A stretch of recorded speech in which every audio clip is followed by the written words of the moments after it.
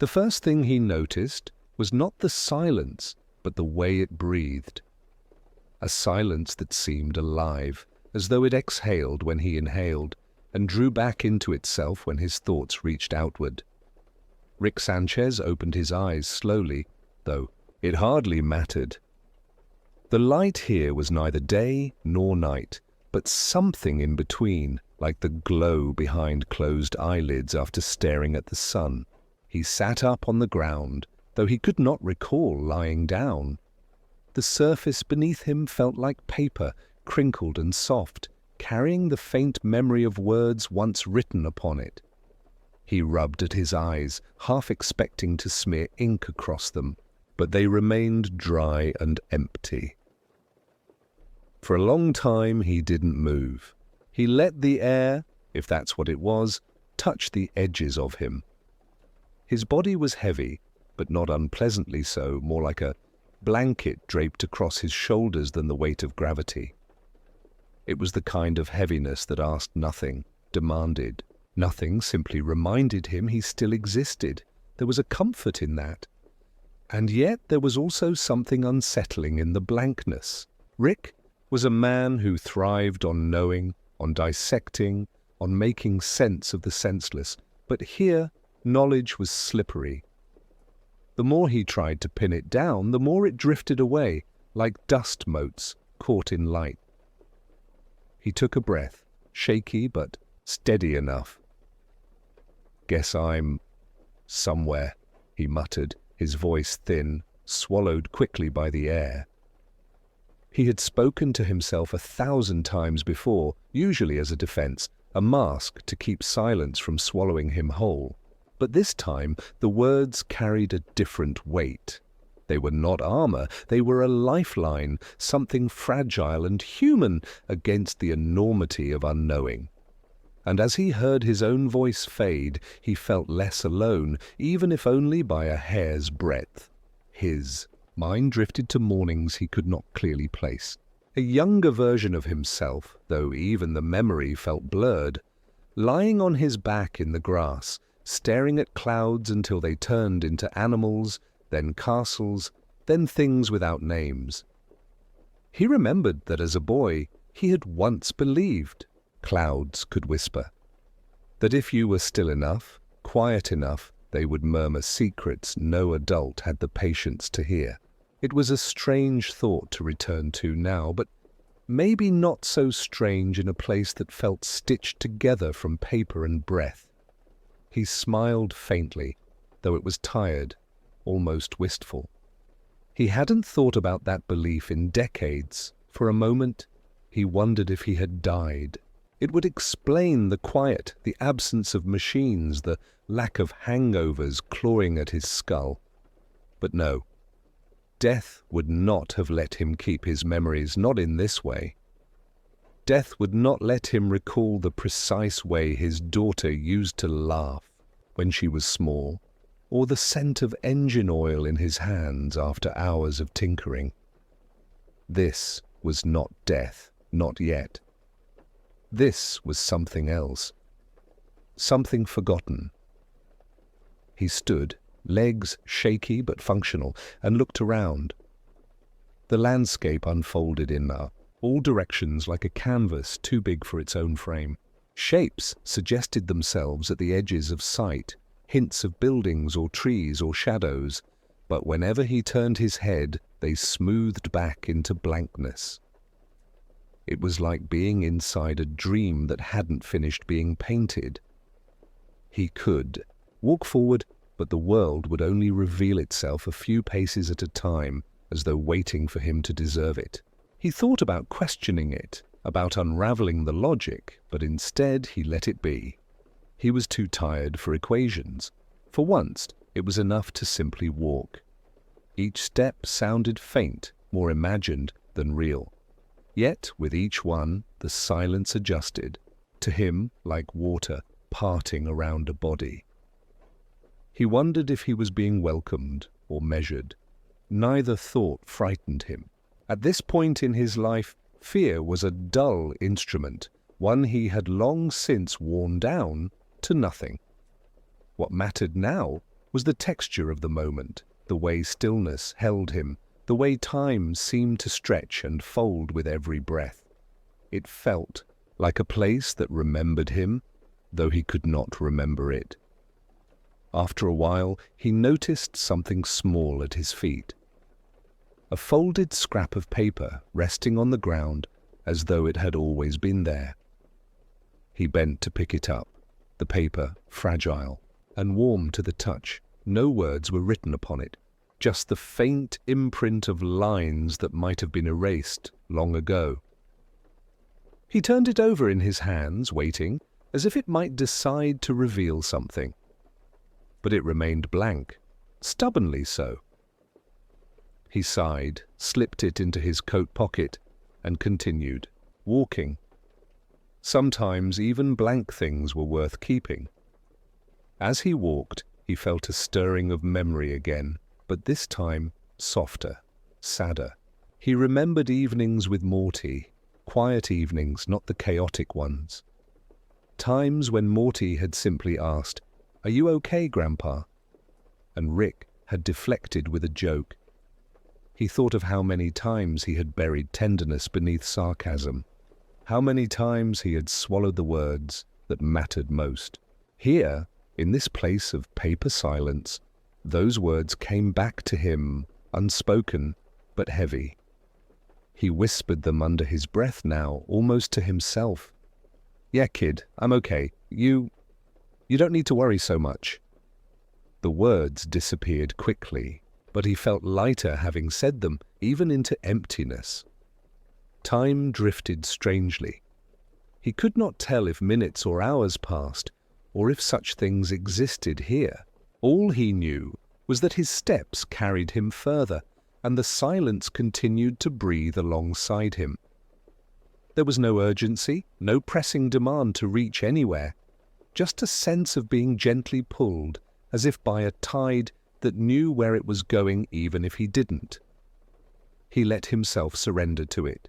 He had fought tides all his life, time, loss, regret. Maybe it was okay, just this once, to float. And so, Rick Sanchez, a man who had built and broken worlds, who had drowned himself in noise and brilliance and despair, found himself walking, quietly, through a place that asked nothing of him but his presence. It was, in its own strange way, the most human thing he had felt in years. He did not yet understand where he was or why, but for now it was enough simply to exist within it, enough to breathe with the silence and let it breathe back. When Rick opened his eyes again, he realized he had been moving without meaning, too. The place itself seemed to carry him forward, each step guided not by choice but by the rhythm of the silence. He tried to recall how far he had walked, but distances here dissolved, the way dreams always skipped the parts in between. He lifted his hand, watching his fingers bend, half expecting them to smudge like wet ink. But they remained intact, trembling just slightly, as though even his body wasn't sure it belonged. He let out a breath, long and uneven, and muttered, "Still here." Saying it made the words feel real, even if nothing else was. As he continued, on the blank world began to shift, almost shyly. Shapes emerged in the distance, low hills that folded like paper edges, a path curling between them that seemed both drawn and erased at once. The path had no color, just pale softness, but his eyes insisted on following it. He walked toward it with no plan, because in this place, not walking felt stranger than moving. Each step gave the impression of a memory unfolding, as though he was retracing something he had already done long ago. That thought should have disturbed him. Instead, it felt comforting, like returning to a childhood street you barely remembered. Childhood. The word lingered, echoing deeper than it should. Rick rarely thought of his own childhood. It had always seemed irrelevant, unworthy of remembering compared to all the things he had built, destroyed, and lost since. But here, memories pressed against him gently, like children tugging at a sleeve. He could not ignore them. He saw himself at 6 or 7, lying belly down on the living room carpet, screwdriver in hand, taking apart a toy he'd been given for his birthday. He hadn't wanted to play with it the way it was. He wanted to see how it worked, to pry open the shell and make something new out of it. He remembered his mother's voice, soft with exasperation, but touched with pride. "You can't just leave things be, can you, Ricky?" He had shaken his head, grinning without meaning to. That grin came back to him now, faint and fleeting. For a moment he almost felt like that boy again. The path curved, leading him towards something that resembled a tree. At first, it looked like a sketch, thin lines drawn hastily across the horizon. But as he neared, the lines deepened, darkened, and the tree took on shape. Its branches spread wide, though no leaves clung to them. Instead, little scraps of paper hung down, rustling in a wind he couldn't feel. Rick paused beneath it, tilting his head back. He raised a hand and plucked one of the scraps from a branch. Like the note he had found earlier, this one bore faint impressions, words pressed and erased, unreadable. He studied it, waiting for meaning to reveal itself. Nothing came. Still he slipped it into his pocket beside the other. Somehow it felt important to carry them, even if they said nothing at all. He thought again of being young, of believing that clouds could whisper. Perhaps this place was made from the same fragile faith, an old dream he had discarded but never fully lost. He spoke quietly, as though addressing the tree itself. "You know, I used to think the sky talked back. I'd sit out there for hours, just waiting." His voice cracked with a soft laugh. "Guess I'm still waiting." The tree made no answer, but a piece of paper drifted down without wind, landing near his shoe. He bent to pick it up. Blank again. He held it to his chest for a moment before tucking it away. It felt like an acknowledgement, even if it wasn't. Walking on, he noticed how the path seemed to fold behind him, as if erasing his footprints. Didn't worry him. He had spent most of his life running forward without looking back. Perhaps this world simply honored that habit. And yet, deep inside, a thought stirred. Maybe this place was not erasing his steps, but preserving them somewhere else beyond sight. Maybe nothing was ever truly gone. He hoped so. There were too many things he wished had lasted longer than they did. Somewhere far off, a sound rose, soft, hesitant, like a child humming a tune they only half remembered. Rick froze, tilting his head. It wasn't frightening. If anything, it was tender, the kind of sound that made you want to lean closer. He followed it, steps slow, cautious but not unwilling. The humming grew clearer, forming the outline of a lullaby. He couldn't place it, but it carried a familiarity that pressed against the edges of his heart. He remembered once rocking Beth to sleep, long before the years hardened him, singing nonsense under his breath because he couldn't remember the real words to any song. Maybe this sound was born of that memory, lingering in a world that treasured even what he had forgotten. At last he came upon a figure sitting on the ground, small, indistinct, as though blurred by fog. It rocked gently back and forth, humming still, voice low and patient. Rick approached slowly, unwilling to break the fragile peace.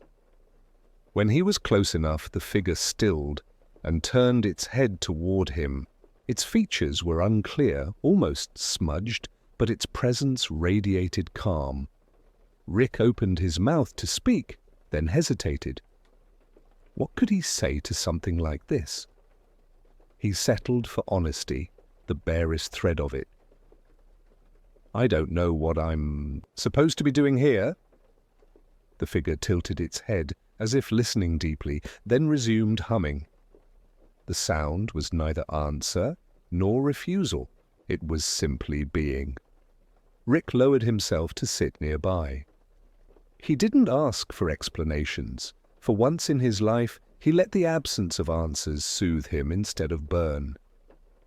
He closed his eyes, listening to the lullaby until the silence joined in, folding around them both like a blanket. For the first time in years, he allowed himself to rest without expectation.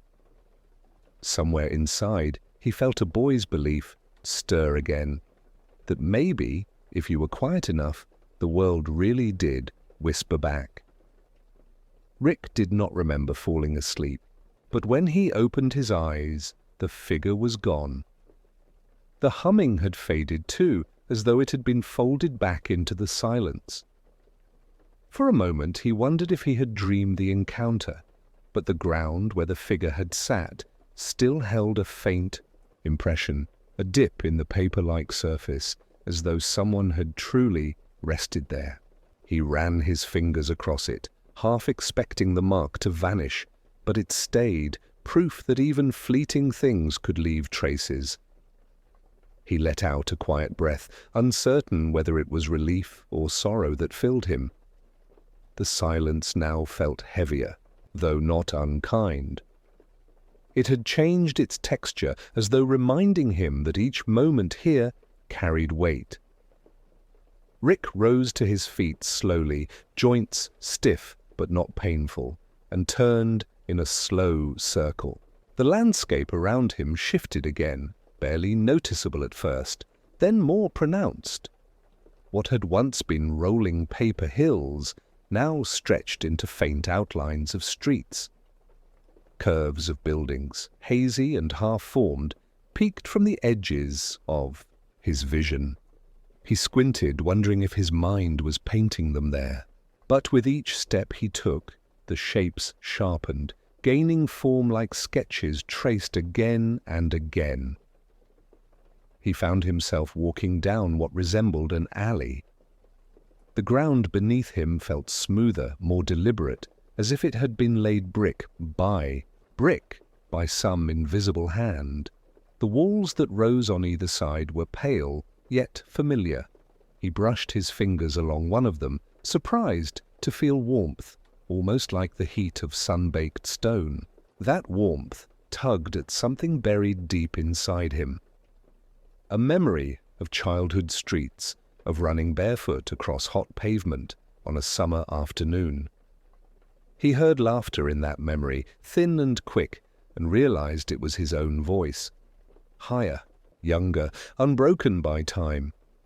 He stopped in his tracks, overwhelmed by the sudden intimacy of it. Childhood was not something he often revisited. He had built walls against it long ago, but this place seemed to slip through those walls like water. At the end of the alley, the world opened again. What stretched before him could almost be called a city, though its edges were unfinished. Buildings leaned at odd angles, facades fading into blankness, as though the architect had stopped midway through dreaming. But it was enough to remind him of places he had once lived, neighborhoods where he had spent long forgotten years. He felt the stir of nostalgia, not sharp, but soft, like the echo of a song drifting across decades. He whispered aloud, voice rough, "Haven't thought about you in a long time." The silence took his words gently, as if placing them somewhere safe.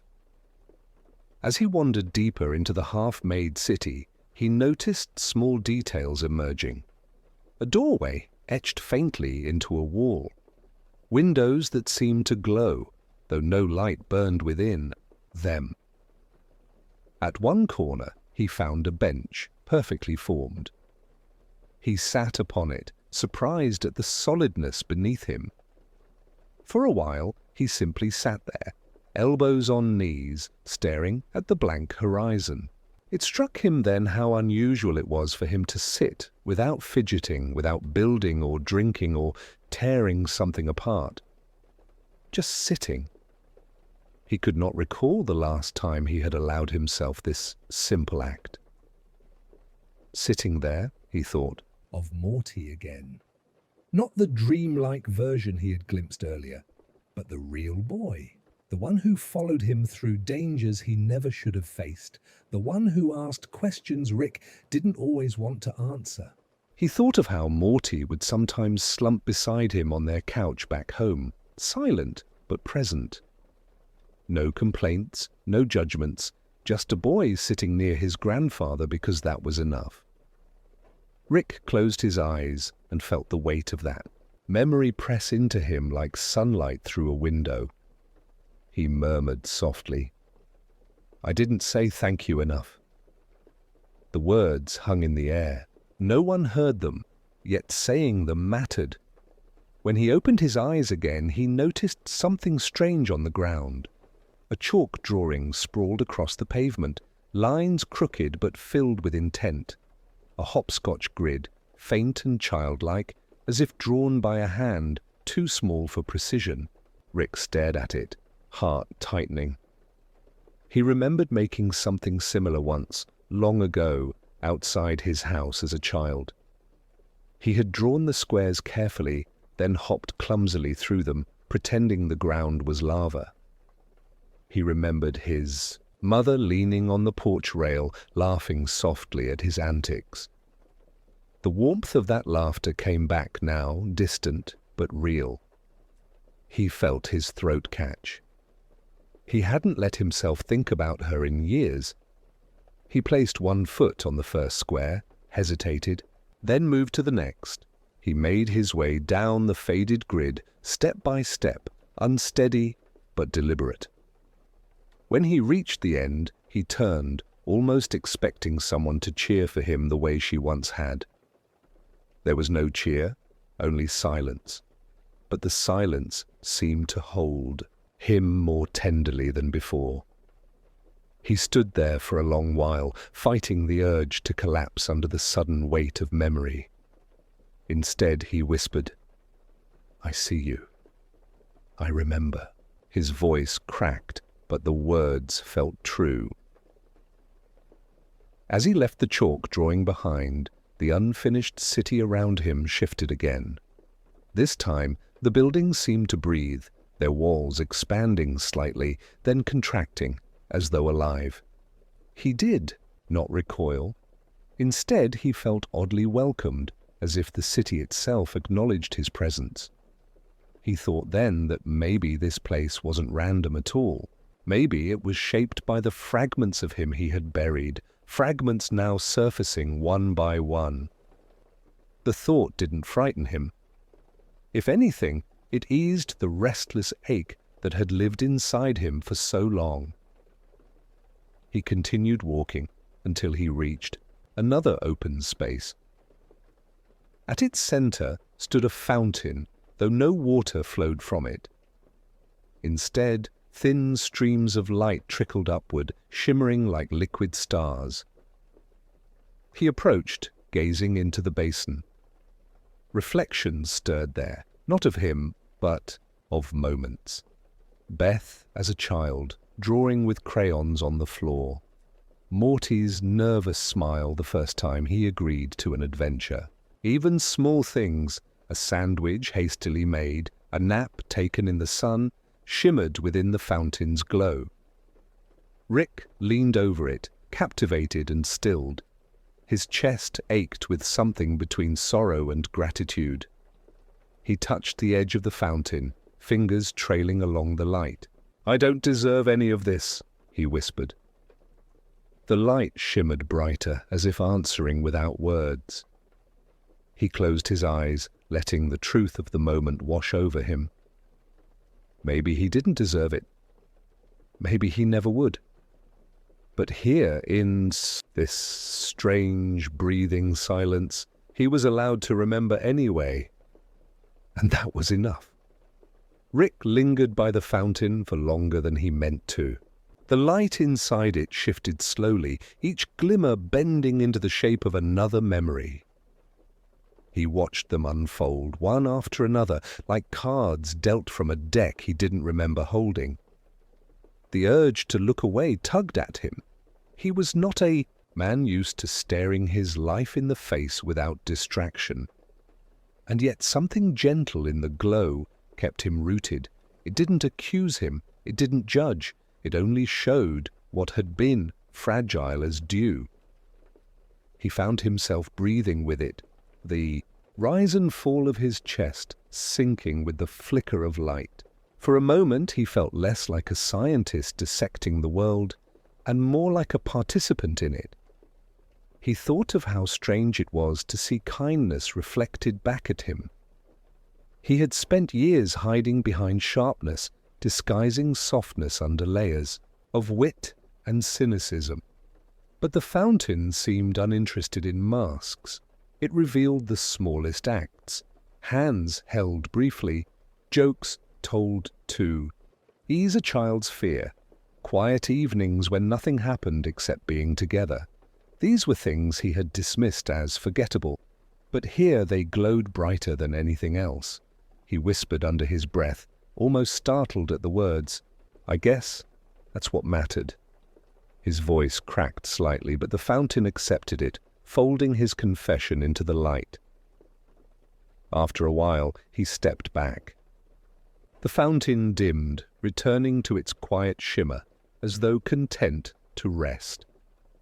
Rick shoved his hands into his pockets, fingers brushing against the scraps of blank paper he had collected. They rustled faintly, reminding him they were still there, still waiting. He took comfort in their silence, the way they asked nothing of him. With a sigh, he turned away from the fountain and let his feet carry him further into the unfinished city. The streets ahead stretched wider, buildings rising taller, though still incomplete. Their outlines wavered, sometimes solid, sometimes fading, like memories half remembered. Rick walked slowly, watching as doorways appeared where none had been a moment before. At one corner, he glimpsed a street lamp, its glow faint but steady. The sight stirred something unexpected, a memory of walking home late at night, much younger, his backpack heavy with notebooks and sketches. He remembered looking up at the streetlights then, thinking they were like miniature suns, each one holding back the dark just enough to keep him safe. He smiled faintly at the absurdity of it, but the warmth of that memory lingered all the same. Turning down another alley, he found himself in front of a small house. Unlike the rest of the city, this house looked complete. Its walls were solid, its roof intact. Light glowed softly from within, seeping through the windows like candlelight. Rick froze, uncertain whether to approach. The house reminded him too much of places he had lost, too much of lives he had broken. But standing there in the paper-like silence, he felt a pull stronger than fear. He placed a hand on the door and pushed gently. To his surprise, it opened without resistance. Inside, the air was warm, not hot, not stifling, just the steady comfort of a home long lived in. The walls were lined with shelves filled with objects that seemed at once familiar and strange, toys half taken apart, sketches folded neatly, tools scattered as though waiting for hands to pick them up again. Rick walked slowly through the room, each step echoing faintly. His eyes caught on a chair by the window, worn and softened from years of use. He reached out, running his fingers along its surface. It felt solid, real. He sat down carefully, half expecting it to dissolve beneath him. But it held. From this chair, he could see the faint outlines of a yard outside, a swing set, a patch of grass, blurred but recognizable.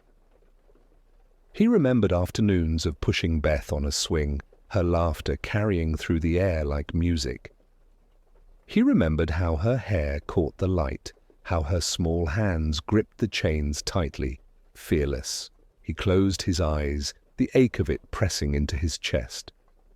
He whispered softly, "I wish I'd stayed longer." The house listened quietly, offering no reply but its warmth. After some time, he rose and moved toward a table in the center of the room. On it lay a notebook, its cover plain, its pages worn at the edges. He picked it up, fingers trembling slightly, and opened it. Inside were sketches, messy, uneven, but filled with curiosity. Machines imagined but never built, diagrams of impossible ideas, doodles of stars and shapes. He recognized the hand that had drawn them, his own, from long ago. These were the dreams of a boy who believed in infinite possibilities before cynicism set in, before the weight of loss bent him. Rick stared at the pages, heart tight. He whispered, almost to himself, "You really thought you could fix everything?" For a moment he wanted to argue with that boy, to tell him the truth about how little could be fixed, but then he stopped. He let the boy keep his dreams untouched. Setting the notebook down, he wandered into the next room. It was smaller, simpler, a bedroom. The bed was unmade, sheets tangled, as though someone had just risen from it. On the nightstand sat a small lamp, glowing faintly. Rick touched it, marveling at the steadiness of its light. He felt the urge to lie down, to close his eyes and let the bed take him. But something in him resisted, not out of fear, but of reverence. This space felt sacred, too personal to intrude upon fully. He stepped back, bowing his head slightly, as though acknowledging someone unseen.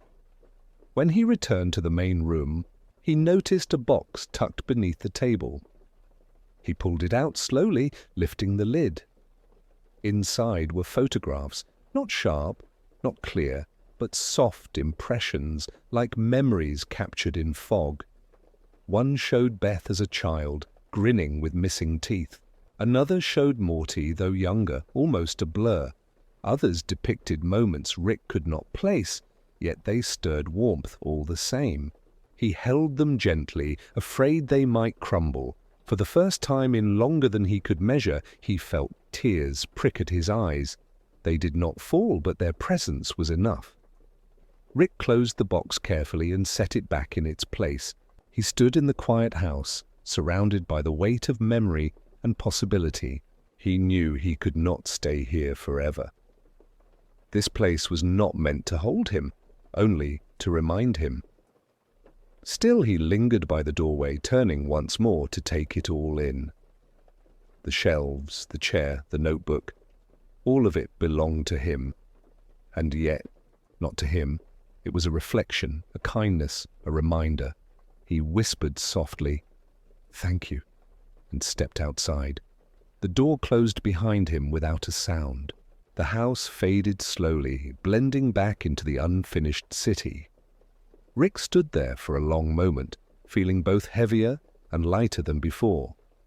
He did not know where the path would lead next, but for the first time, he didn't feel the need to rush. He simply breathed and let the silence breathe with him. Rick walked away from the fading house with his hands still in his pockets, the scraps of blank paper shifting quietly against his fingertips. He pressed them lightly, as though testing if they carried a heartbeat of their own. The air was softer now, less heavy, almost as if the world was pleased with him for visiting what had been shown. The streets stretched ahead, wider than before, though the edges remained incomplete, fading back into whiteness. He walked without urgency, letting the silence guide him like a tide pulling toward shore. At some point, he realized the path beneath him had changed again. No longer stone or paper, It felt more like sand, shifting gently under each step. He glanced down and saw faint grains, pale and shimmering, catching what little light this world offered. A shoreline revealed itself slowly, unfolding at the horizon. The sound of water reached him, soft waves, small and unthreatening, lapping at the edge of the unseen sea. Rick froze for a moment, startled by how deeply that sound tugged at him. Oceans had always unsettled him, vast and uncontrollable, but this one did not roar or overwhelm. It only whispered. He approached the water's edge, his footsteps muffled by the sand. The sea spread out endlessly, a mirror of silver and shadow blending into the blank sky. He knelt, dipping his fingers into it. The water was neither cold nor warm, but something in between, like the temperature of a memory. When he lifted his hand, droplets clung briefly before dissolving into nothing, as though they had never existed. He watched this happen again and, again fascinated in spite of himself. Each drop vanished like a thought forgotten, yet the comfort of the sea remained. He found himself whispering, "Maybe that's how it works. You lose the pieces, but the ocean stays." He sat down on the sand, legs stretched in front of him, the hem of his coat brushing against the grains. The sea's rhythm lulled him, the steady hush of waves rising and falling. He thought of quiet evenings when Morty had fallen asleep beside him in the ship, head lolling against the seat, soft snores filling the cabin. Rick had always pretended not to notice, but he had. He had even adjusted the controls to make the ride smoother, though he would never admit it. He thought of that now, watching the tide, and felt a rare tenderness in his chest. The memory sat with him like a companion, wordless but present. As he stared at the horizon, he noticed something drifting closer. A small boat, simple and wooden, bobbing gently across the surface. It made no sound, carried by currents he could not see. When it reached the shore, it rested as though it had always belonged there, waiting only for him. Rick tilted his head, narrowing his eyes, debating whether to climb aboard. But the boat did not urge him, did not beckon. It simply waited, patient and unassuming. For now, he left it there, preferring to sit a little longer on the sand. He picked up a smooth stone, rolling it between his fingers. It felt familiar, though he could not recall why. Perhaps it reminded him of the rocks he used to collect as a child, stuffing his pockets until they tore. He remembered one in particular, flat and grey, that he had carried everywhere for months, convinced it was special. He had even tried to polish it with sandpaper once, until his mother told him, gently, that some things were meant to stay rough. The memory surprised him with its clarity. He closed his hand around the stone now, holding it as if it were that same childhood treasure. For a moment, he was that boy again, believing in the secret worth of small things. The tide crept closer, brushing against his shoes. He leaned back, letting the sound surround him. It reminded him faintly of lullabies, the way their rhythms rolled, predictable and soothing. He wondered if the humming figure he had met earlier had been singing this same rhythm, translated into song. Maybe the whole world was built on the idea of comfort, carrying him deeper into its arms. He let the thought wash over him, neither resisting nor clinging. It was enough to drift with it. After some time, he rose and approached the boat. Its wood was pale, its surface smooth, worn down by countless invisible journeys. He placed a hand on the edge, expecting resistance, but it welcomed his touch. He stepped inside carefully, and the boat rocked only slightly, settling quickly beneath his weight. He sat on the bench, hands resting on his knees, and waited. The boat began to drift without him steering, carried away from the shore by unseen currents. The sea stretched wider, the horizon glowing faintly as though promising something gentle. Rick leaned back, closing his eyes. The sway of the boat soothed him, rocking like a cradle. He thought of Beth again, of holding her when she was small, her tiny body pressed against his chest as he hummed tunelessly to calm her. He had not known then how fleeting those moments would be. He whispered now into the hush of the sea. "I should have stayed longer. I should have—" His voice trailed off. The boat did not answer, but it did not need to. It simply carried him, steady and unhurried. When he opened his eyes again, he saw faint shapes in the water below. Not fish, not creatures, but impressions, faces, hands, moments. They swam beneath him like memories too heavy to rise. He glimpsed Morty's grin, Beth's small hand gripping his, even flashes of laughter he thought he had forgotten. They rippled beneath the surface, never breaking through but always present. Rick leaned over the side, wanting to reach for them but stopped. Instead, he placed a hand against his chest, acknowledging them without disturbing the sea. "I see you," he murmured. "I haven't forgotten." The boat drifted on, slow and steady, until the horizon swallowed the shore behind him. He did not feel lost. If anything, he felt carried, guided by something beyond logic. He leaned back again, letting the motion lull him, and closed his eyes once more. The sea whispered softly, endless and patient, and Rick let himself listen, finally unafraid of what it might say. The boat carried him deeper into the silver sea, rocking gently with each invisible wave. Rick's eyes stayed half-closed, not from sleep, but from a quiet surrender, the kind that comes when the world no longer demands cleverness. He exhaled slowly, the breath leaving him in a hush, and listened to the water tap faintly against the wood. For the first time in longer than he could measure, he allowed himself to simply drift. Time no longer ticked, it only stretched, wide, weightless, forgiving. At some point, the boat slowed, though no anchor had been dropped. Rick opened his eyes and found the sea around him dimming, not from storm or shadow, but as though the world itself had lowered its voice. Ahead, faint lights appeared, scattered like lanterns bobbing on the horizon. They swayed softly, golden against the silver expanse, each one glowing with a pulse, as if alive.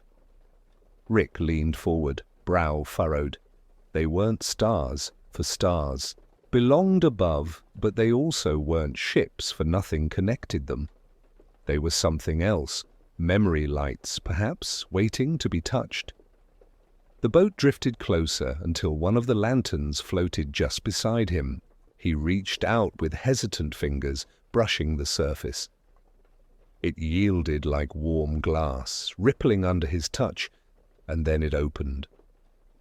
For an instant, Rick was no longer in the boat, but standing in a kitchen he half remembered. The smell of toast lingered, and a boy's laughter rang out, clumsy and earnest.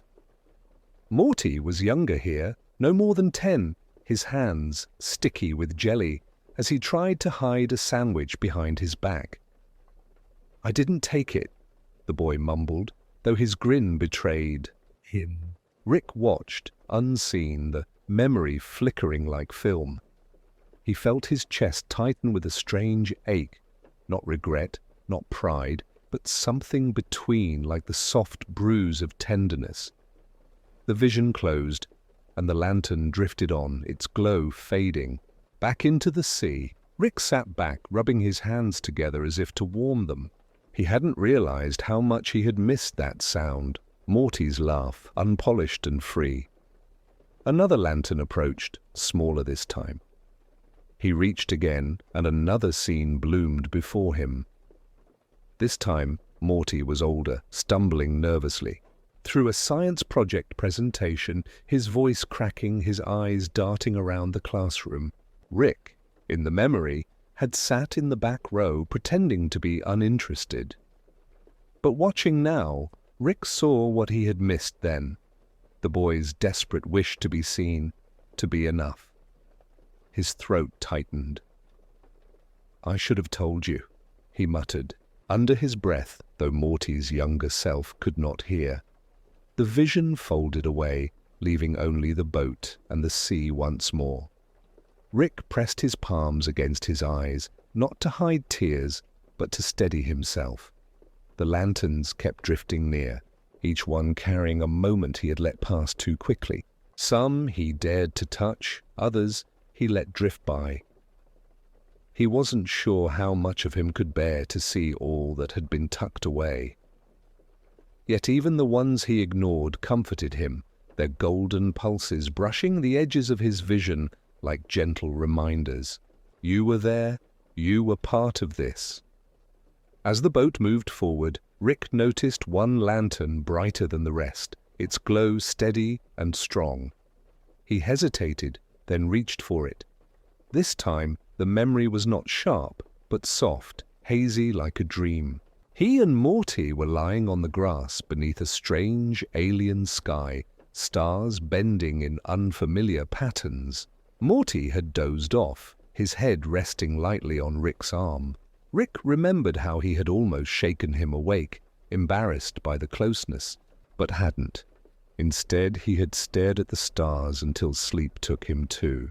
In the memory, he saw it differently now, not as weakness, but as peace. A rare, quiet gift neither of them had named aloud. When the vision ended, he whispered, "That one I'll keep." The lantern slipped away, leaving a faint warmth in his chest. Rick leaned back, allowing the boat to carry him farther. The sea was calm, the air tender.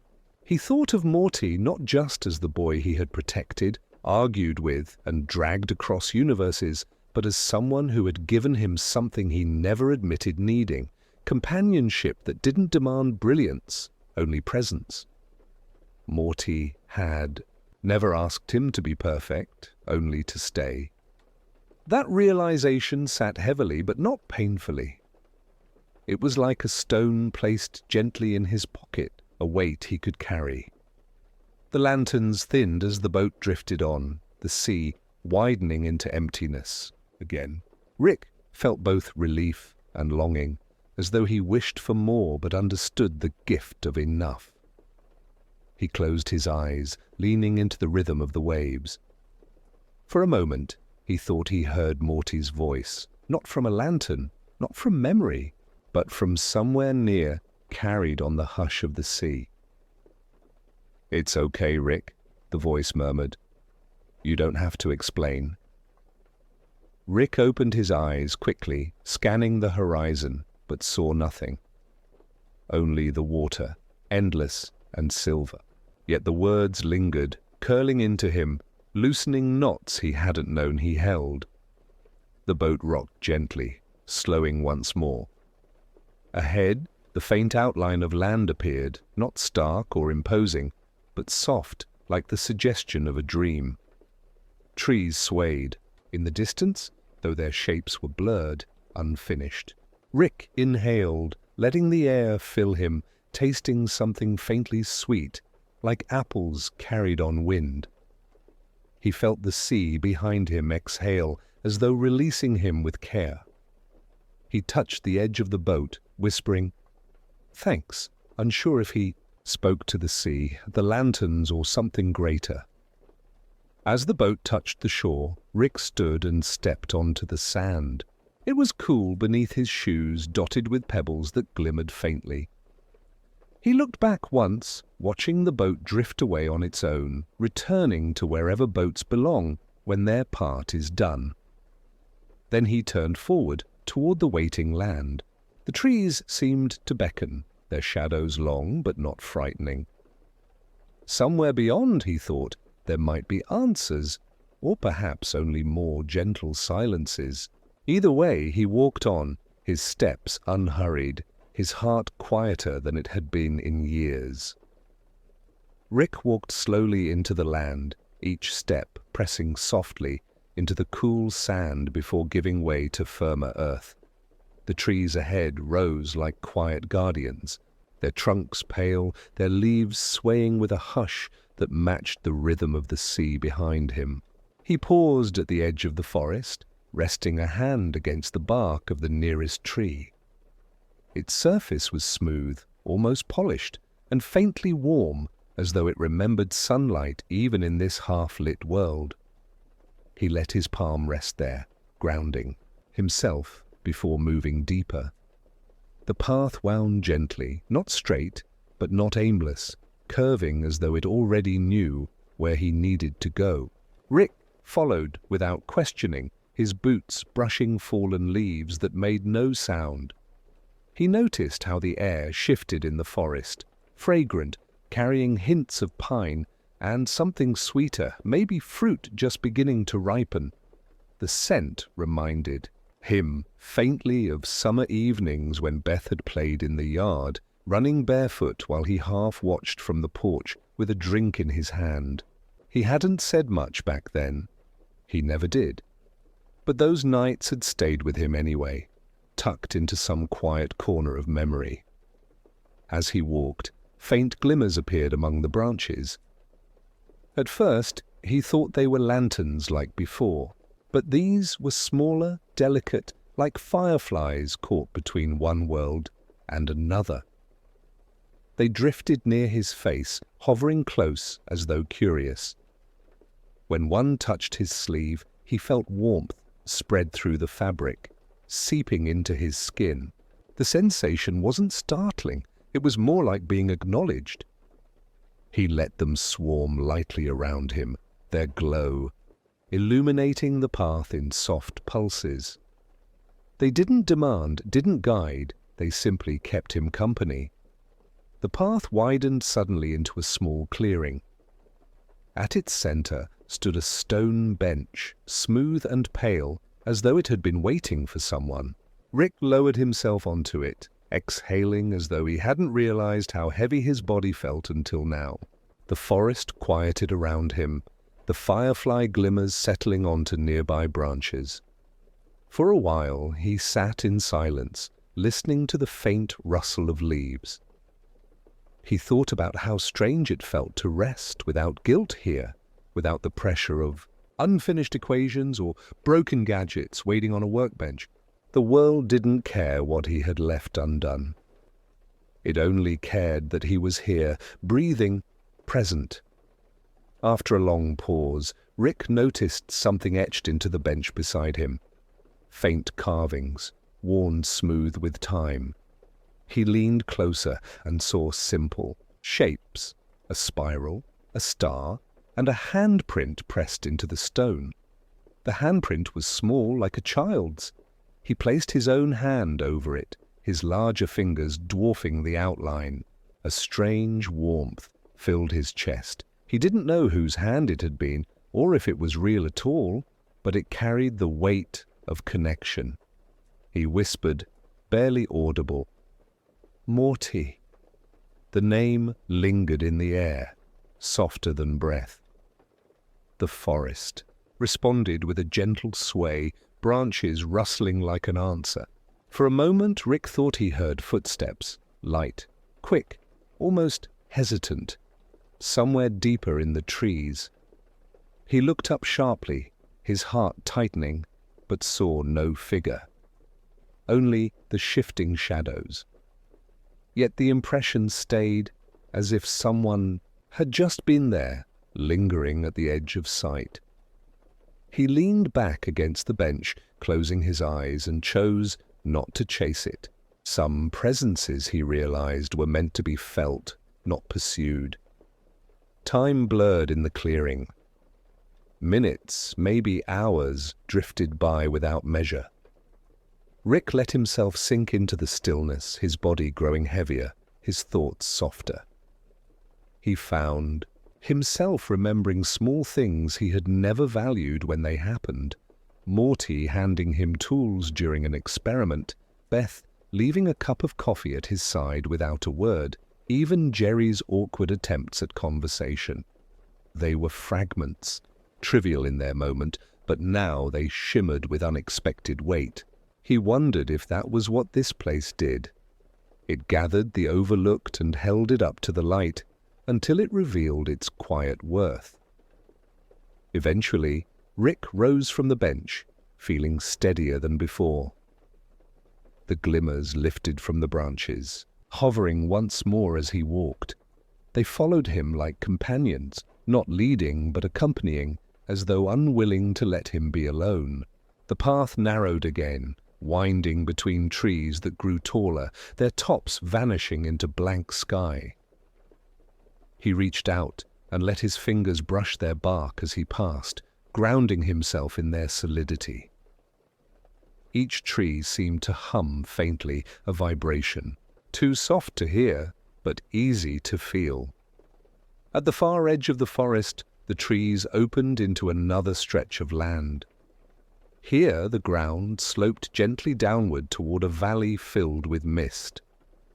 Rick paused at the ridge, taking in the sight.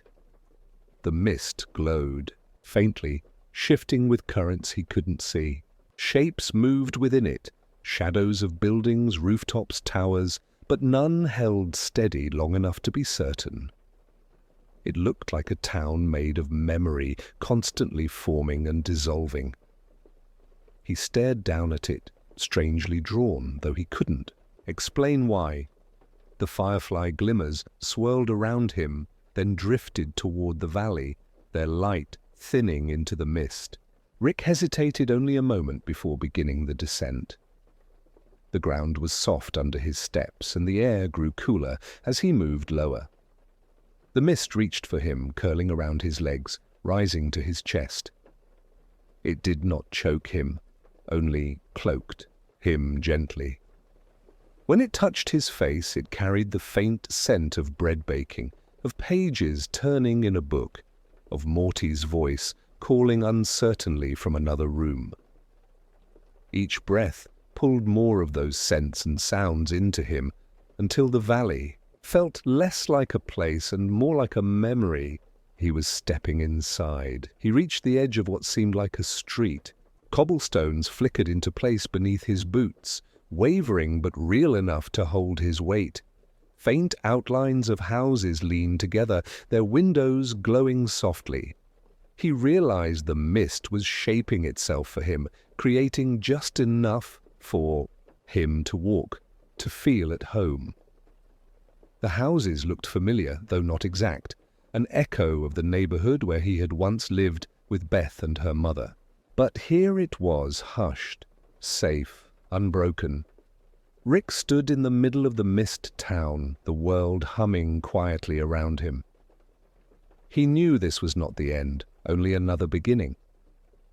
Still, he allowed himself a moment to breathe it in, to let the weight of the journey settle lightly on his shoulders. Somewhere in this valley, he felt, something waited for him. Perhaps Morty's laughter again, or perhaps only another gentle silence. He stepped forward, unafraid of which it would be. Rick moved, slowly along the shifting cobblestones, the mist town curling and unfolding around him with every step. The houses seemed to breathe, their outlines soft, their windows glowing like watchful eyes. They did not feel hostile. Instead, they seemed to lean toward him, offering quiet shelter. He reached out and touched the nearest wall. His fingers met no solid stone, only a warm shimmer that yielded like fabric before returning to its place. The town wasn't real in the way other places were, but it was real enough for this moment. He let his hand fall and continued walking. The mist thickened and thinned in gentle waves, revealing fragments of streets, fences, gardens, doors left half open. In one garden he glimpsed the faint outline of a swing swaying slowly as if someone had just left it. He paused, tilting, his head. The image tugged at him. Beth had once begged him to build a swing in the yard. He had promised, distracted by his own experiments, and never followed through. Now the ghost of that forgotten swing swayed in silence before him, a reminder without accusation. He watched it for a long time before moving on. Further down the street, a faint sound reached him, soft, irregular, almost like footsteps. Rick turned sharply, his heart skipping once. Through the mist, he saw a small figure darting behind a doorway. He stepped forward, not rushing, but steady. The mist parted just enough to show him what seemed like a boy's outline, familiar in its posture. Rick's throat tightened. "Morty," he called softly. His voice echoed faintly, stretching into the haze. The figure peeked out, but only for a second. A boy's face, blurred and incomplete, but carrying enough likeness to make Rick's chest ache. The boy did not answer. He only looked at Rick with wide eyes before slipping further into the mist. Rick followed a few steps, but not more. He knew by now that chasing was not the way. This place revealed only what it wished, when it wished. He stood still, letting the air settle again. The boy's absence was almost as sharp as his presence, but Rick accepted it, folding the moment into himself without complaint. He wandered further, turning into what looked like a town square. A fountain stood in the center, its base carved from something that shimmered between stone and light. Water rose and fell in a slow rhythm, but instead of splashing, it hummed, each droplet dissolving into sound. Rick stepped closer, leaning over the basin. Reflections rippled on the surface, not of him, but of moments. He saw Morty again, laughing nervously in the back seat of the ship. He saw Beth at 7 years old, clutching a stuffed animal too tightly. He even glimpsed Jerry, fumbling with words, trying to impress in his hopeless way. The fountain gave him pieces of lives that had touched his own. Rick sat on the edge, dipping his fingers into the humming water. A vibration ran up his arm, gentle, not threatening.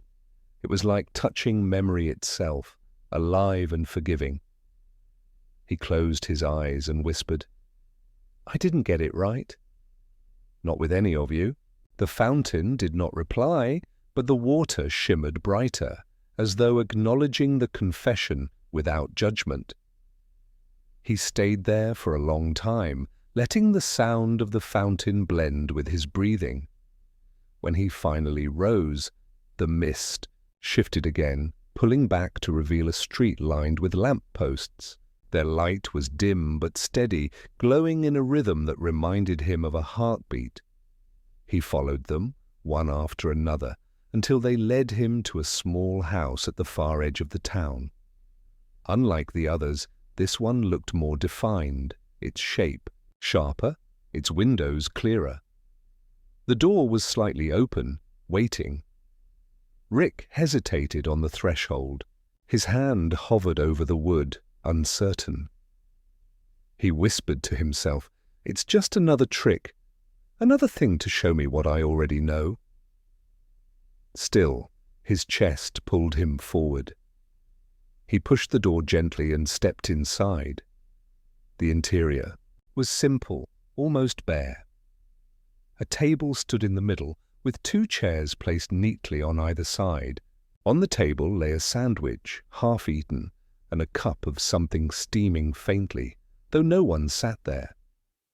Rick stared at it, bewildered. The scene was so ordinary it unsettled him more than the strange visions.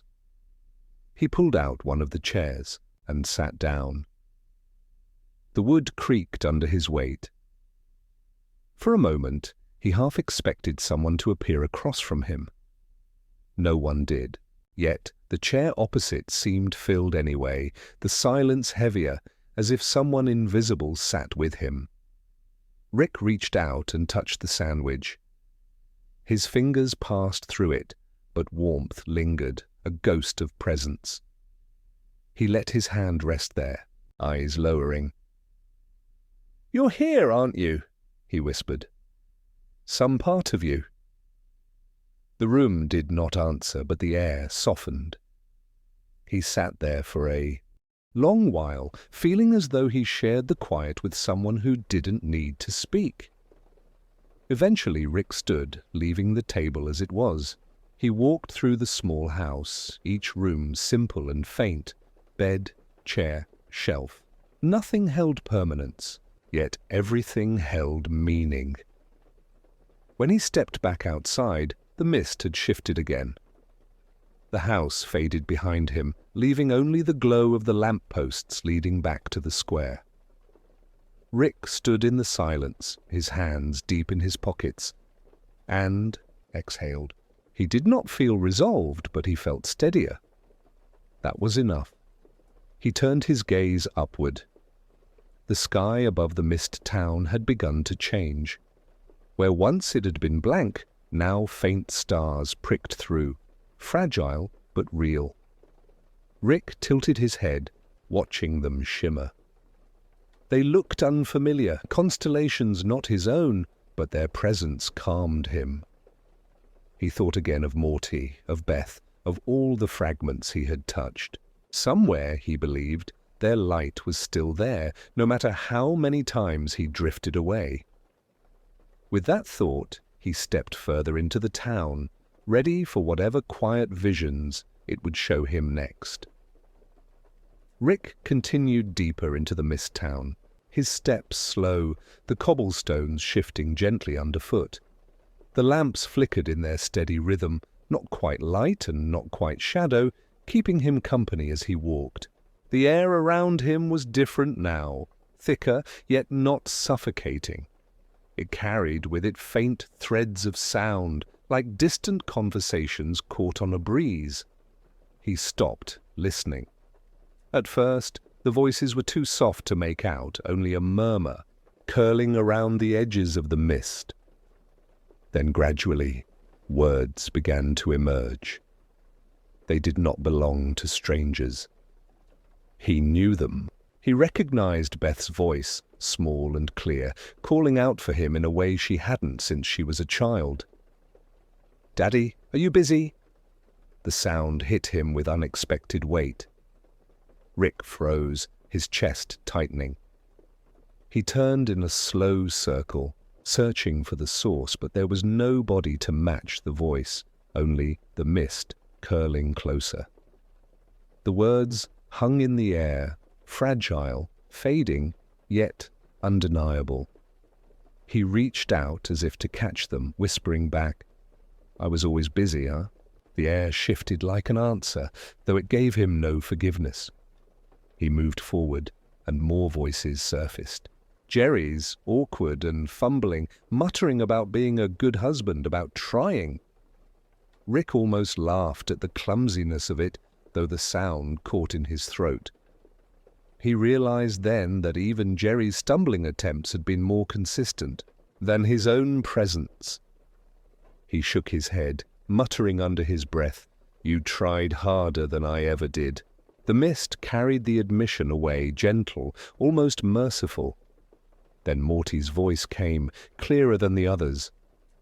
"Rick, you really think I can do this?" The words trembled with that familiar uncertainty, the same question Morty had asked. 100 times across adventures, Rick stopped walking, his hands curling into fists. The boy's tone echoed with so much of the past, the doubts, the fears, the fragile hope that Rick had brushed off too many times. Rick exhaled slowly. "Yeah, Morty," he whispered into the mist. "You could do more than I ever told you." The silence that followed was softer than before, almost approving.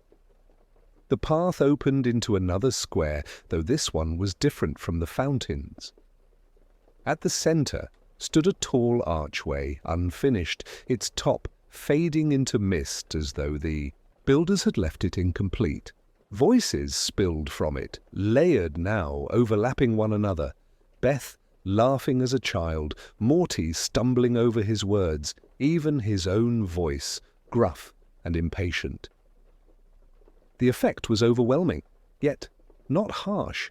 It was like standing in the middle of a memory storm. Rick pressed his hands to his ears, but the sound came from within as much as without. He closed his eyes, waiting for it to quiet on its own. Gradually, the voices shifted. They no longer sounded chaotic, but wove together into something almost musical, like chords finding harmony. Rick lowered his hands, listening. The archway pulsed faintly with light, as if breathing. He stepped closer, curiosity outweighing his hesitation. As he reached its base, one voice rose above the others, Morty's again, steady this time. "I'm not scared anymore, Rick." The words struck him deeply, settling in his bones. He touched the stone of the arch, his fingers brushing the cool surface. The structure hummed under his palm, steady, alive. For a moment, Rick wondered if the arch was a doorway, if passing through it would take him deeper into whatever this place wanted him to see. But he did not step through, not yet. Instead, he sat down at its base, leaning back against the stone. The mist swirled gently around him, voices dimming but not vanishing. They became a background hum, like the sea earlier, soothing in their persistence. He tilted his head back, staring into the unfinished curve above. The gap reminded him of himself, always halfway built, never fully finished, always something missing. He closed his eyes and let the hum wash over him. In that stillness, more fragments came, not as full voices, but as whispers of moments. Morty's hand gripping his sleeve in fear, Beth's laughter drifting down a hallway, even his own chuckle, rare and fleeting, echoing back to him as though to remind him he was capable of it. He breathed these moments in like air, letting them fill the hollow spaces. He realized they weren't asking anything of him. They were simply here. Proof that he had lived, that he had been part of something more than solitude. After a long while, he opened his eyes.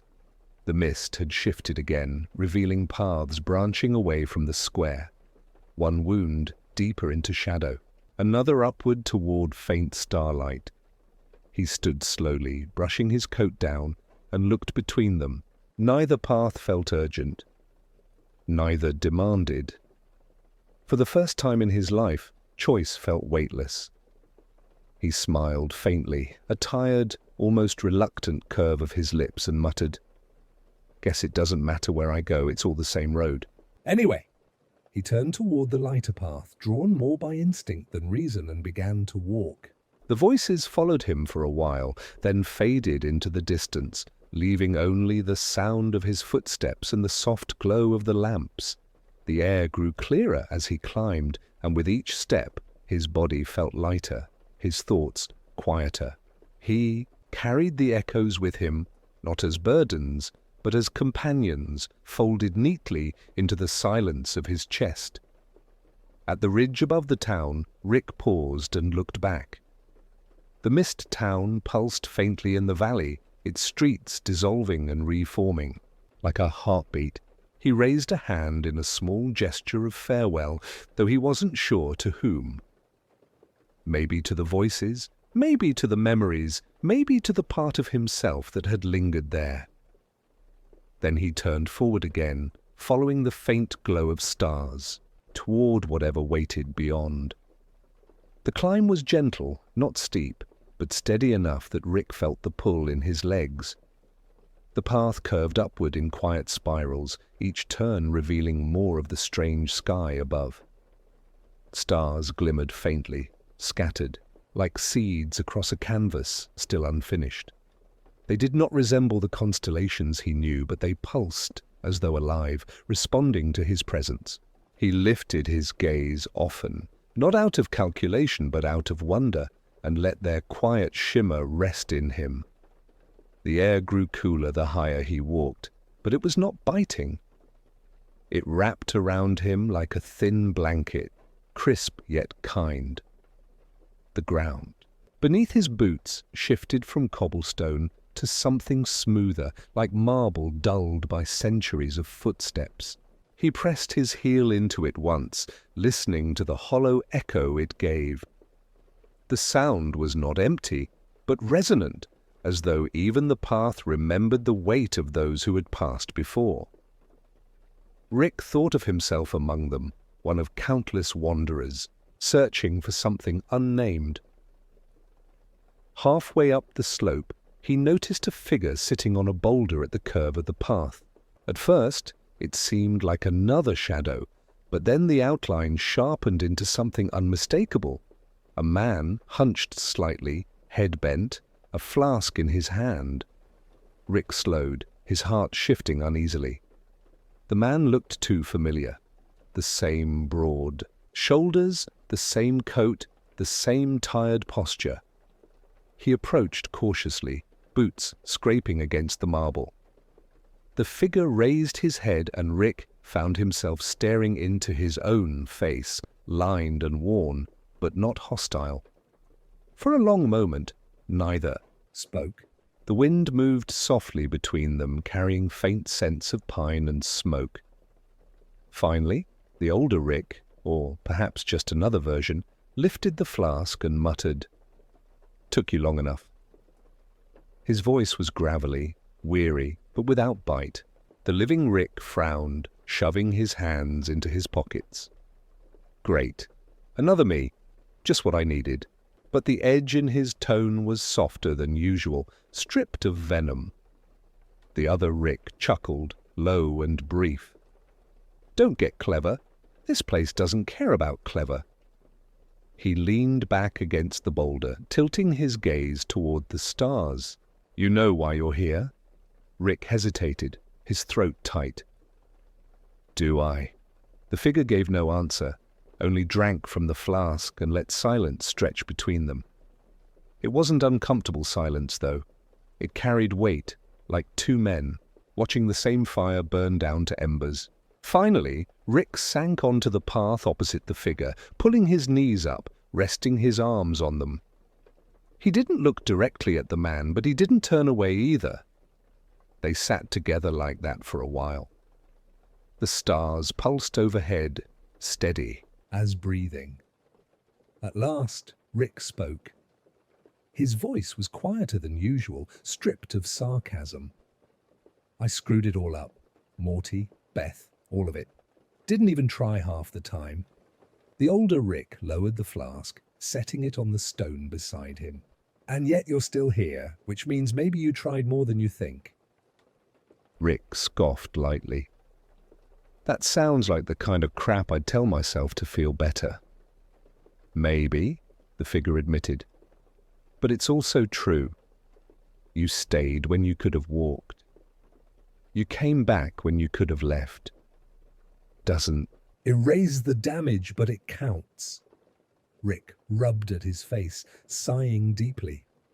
The mist from the valley below drifted faintly upward, curling around the edges of the path. He let the thought settle, not rejecting it, not fully accepting it, just letting it exist. The other, Rick picked up the flask again, swirling the liquid inside without drinking.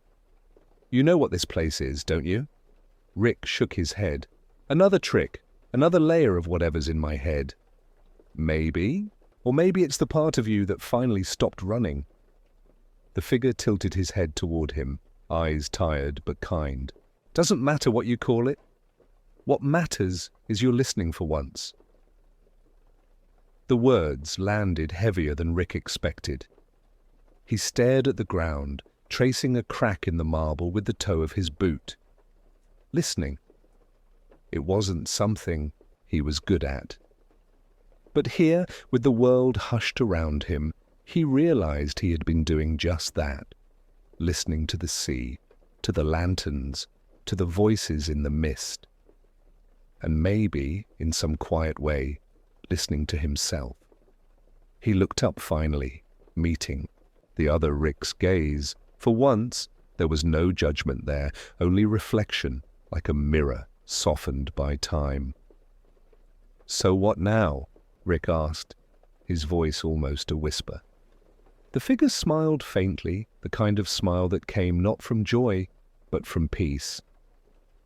"Now you keep walking. That's all there ever was." He stood, picking up the flask, and set it gently into Rick's hand. The weight surprised him. Solid, real, warm. When he looked up again, the other Rick was already fading into the mist, dissolving like smoke caught in the wind. Rick sat there holding the flask, his fingers curling around it. He did not drink. He only held it, feeling the warmth seep into his skin as though it carried more than liquid, perhaps memory, perhaps comfort.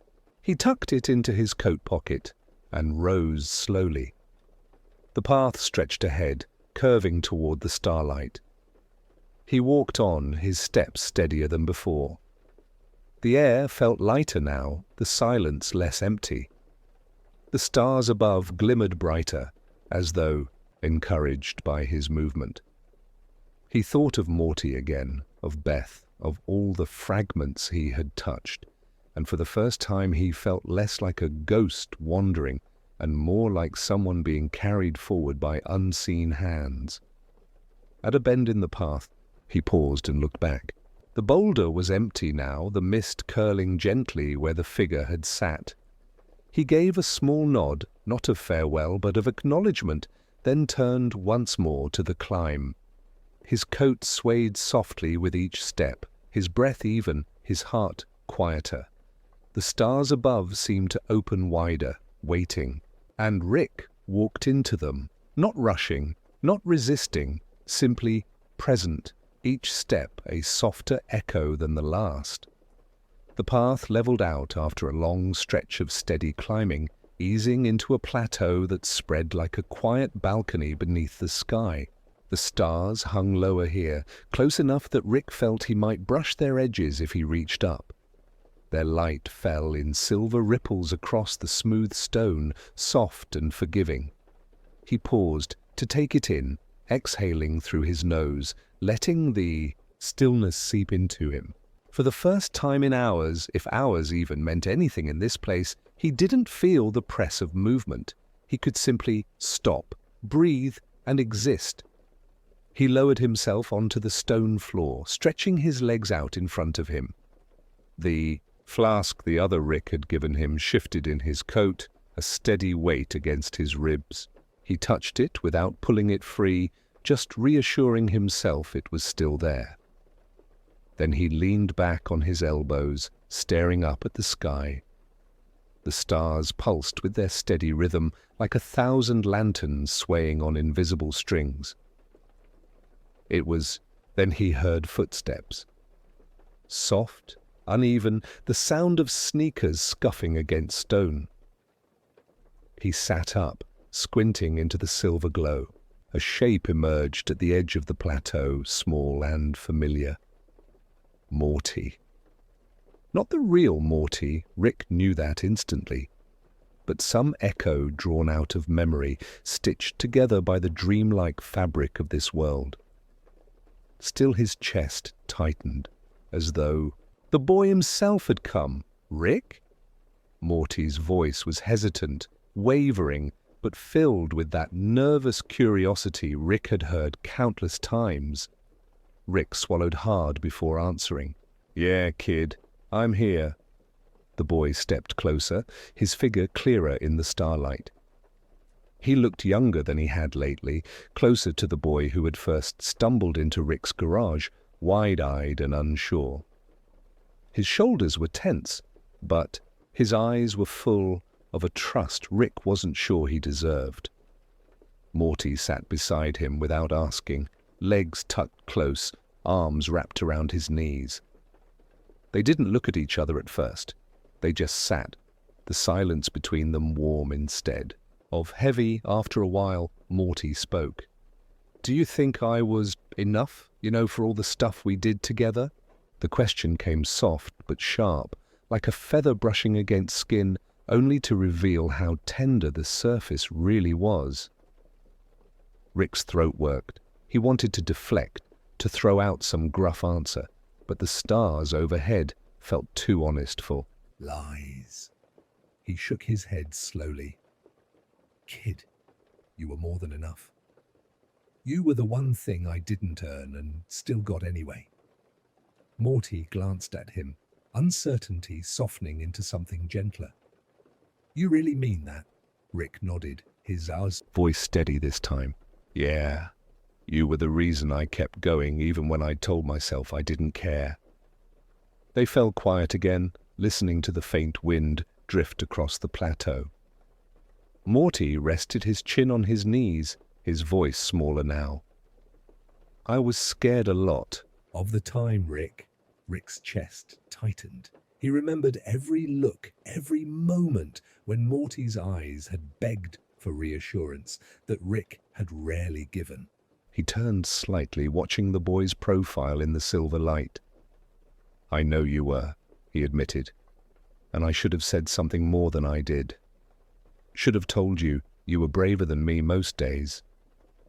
Morty's lips curved, almost a smile. He didn't reply, but the quiet shift in his posture said he heard it. Rick leaned back again, lying flat now, staring into the sky. He felt the boy's presence beside him like a warmth against the stone. It wasn't heavy or demanding. It was simply there, steady as the stars themselves. After a long while, Rick spoke again, his words spilling like a confession he hadn't planned. I never really thought I'd stick around long enough to matter to anyone. But you didn't let me stay invisible. You kept looking at me like I was worth something.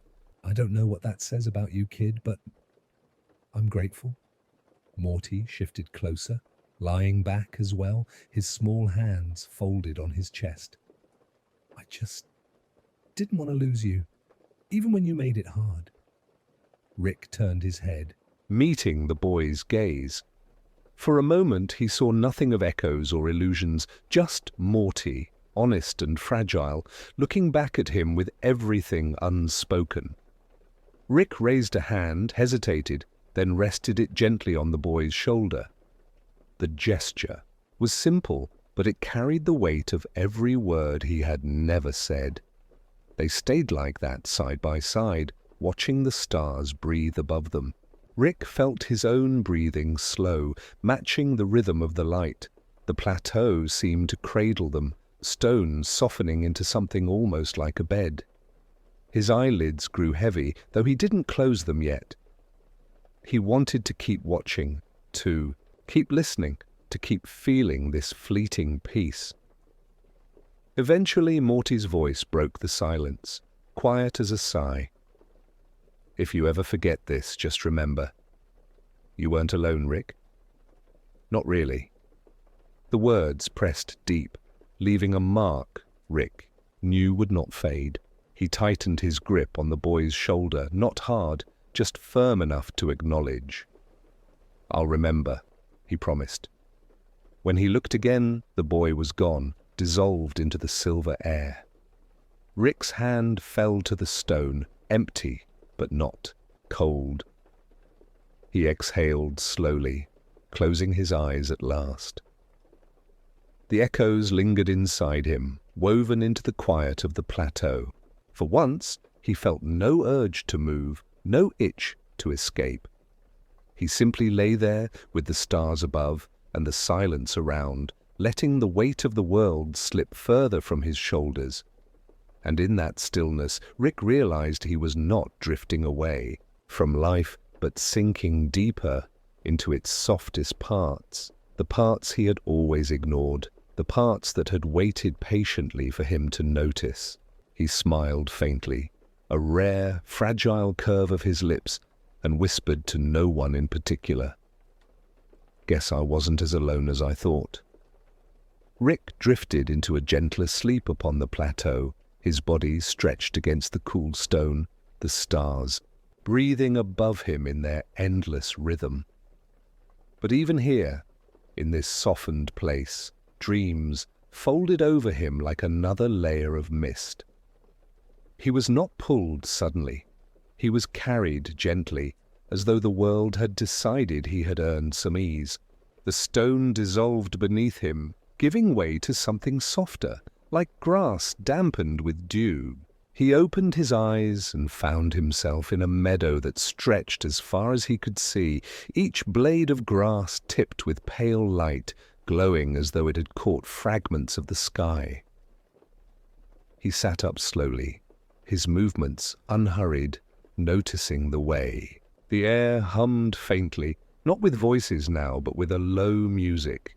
It had no melody, no clear notes, only a vibration that resonated through his chest. Rick inhaled, letting it move through him, strangely comforted by its lack of structure. He looked down at his hands, expecting them to be as they always were, scarred, calloused, restless. But here they looked softer, younger, though still familiar. He flexed his fingers once, muttering, "Guess even dreams know how to lie nicely." The meadow rippled as though responding to his voice, waves of light rolling outward, shapes began to emerge within the glow, not sharp or immediate, but gently forming, like watercolor, bleeding into paper. He saw a swing set in the distance, the chains shimmering faintly. And sitting on the swing was Beth, not as she was now, but as a child.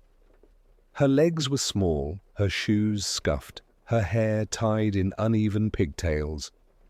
She kicked her feet lightly, humming to herself, not noticing him at first. Rick froze, his throat tight, and for a moment he didn't move at all. Finally, he whispered her name. "Beth." The child looked up, her face lighting with a smile too pure to belong to memory. She waved, as though she had been waiting for him all along. "Hi, Daddy," she said softly, her voice carried across the glowing field like a secret, meant only for him. Rick stood, each step toward her heavy, trembling, though the ground itself was light beneath him. He reached the swing and crouched beside her, watching her small hands grip the glowing chains. She tilted her head, studying him with unblinking curiosity. "You look older," she observed, not accusing, not sad, just noticing. Rick chuckled, quietly, though it broke halfway. "Yeah, happens," she nodded as though this explained everything. Then, leaning forward slightly, she whispered, "Did you bring me anything?" The question caught him off guard, simple yet loaded.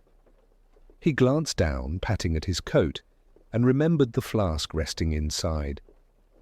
But he couldn't give that to her, not here. Instead, he reached into his pocket and found, impossibly, a small, folded paper bird.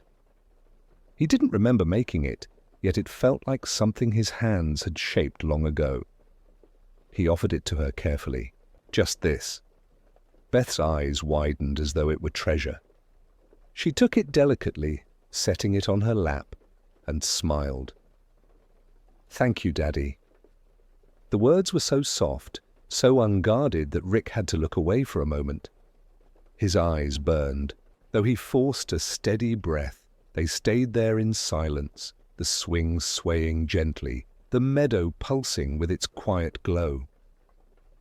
Rick watched her fingers trace the folds of the paper bird. He realized then that this dream wasn't about answering questions or fixing what had broken. It was about remembering what tenderness had felt like, what he had once held without knowing how to keep it safe. After some time, Beth looked up. Again, her voice almost a sigh. "You don't have to stay long. I just wanted to see you." Rick blinked hard, the words striking deep. He nodded slowly, his voice rough when he managed to answer. "I'm glad I came." She gave him one last smile, then let go of the swing chains. The moment she released them, her figure began to dissolve, glowing strands lifting into the air, like fireflies. The paper bird lifted with her, carried upward until both were part of the stars. Rick reached out a hand instinctively, though he knew he couldn't hold on. He whispered, "I'm sorry." But the words felt less like an apology and more like a release. When the meadow dimmed again, he was alone, though not empty. The music in the air had softened, quieter now, more like a lullaby than a hum. Rick sank to the grass, lying back, his eyes tracing the shapes above. He felt something shift in him, something small but real. Not forgiveness, not closure, but a gentler space where regret and love could sit side by side without tearing at each other. The dream held him there for a while longer, rocking him gently like waves against a shore. He did not resist it. He let it move through him, every breath slower, every thought quieter. He closed his eyes once more, and the meadow folded itself into darkness, not erasing, only resting. And Rick, for the first time in longer than he could measure, let himself rest with it. Rick stirred from the meadow dream slowly, as though surfacing from deep water. The cool stone of the plateau was beneath him again, solid and steady, though the faint warmth of the grass still lingered on his skin like an aftertaste. He opened his eyes and found the stars unchanged above, breathing their soft rhythm. Yet the air around him felt different, carrying the hush of pages turning, the faint, dry scent of old paper. He sat up, blinking, and saw that the plateau was gone. In its place stretched a vast library, endless shelves climbing into the heights, ladders leaning like tired sentinels. The air glowed with a dim golden light, as though lamps burned far away, their flames hidden but steady. The silence was not empty.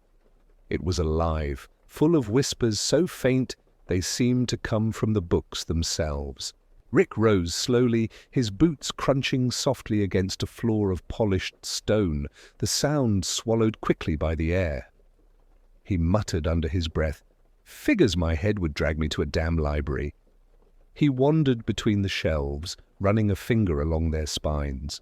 None had titles, none bore names, but each felt distinct, humming faintly when his touch lingered. He pulled one free almost at random, its leather cover warm to his hand. When he opened it, the pages lit faintly, showing not words, but moving. Images, fragments of his life, small and unassuming. Morty, standing uncertainly at the edge of an adventure. Beth, scribbling on paper as a child. Even Jerry fumbling with a joke no one had asked to hear. The book pulsed gently as though alive with memory. Rick shut it carefully and slid it back, his chest heavier than before. He understood then, this place wasn't about knowledge. It was about remembering, whether he wanted to or not. He kept walking deeper into the maze of shelves, his steps echoing faintly.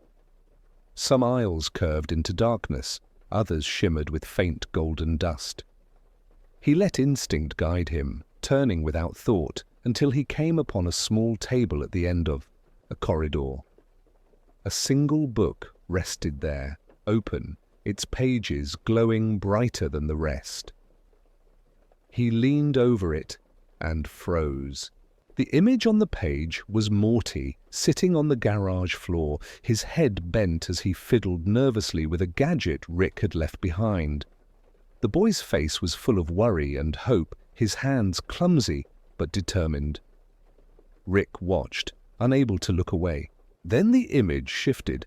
The same boy, older now, his eyes more tired, sitting in silence at the dining table, waiting for Rick to appear.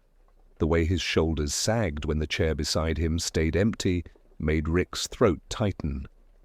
He reached out, brushing his hand across the page, and the image flickered. A sound rose from it, Morty's voice, quiet but clear. "I never knew if you wanted me around, Rick, but I stayed, 'cause I thought maybe you needed me more than—" "I needed you." The words cut clean, sharper than any blade. Rick staggered back a step, his chest pulling tight, his hand trembling. He wanted to shut the book, to walk away, but his feet wouldn't move. He whispered hoarsely, "Damn it, kid!"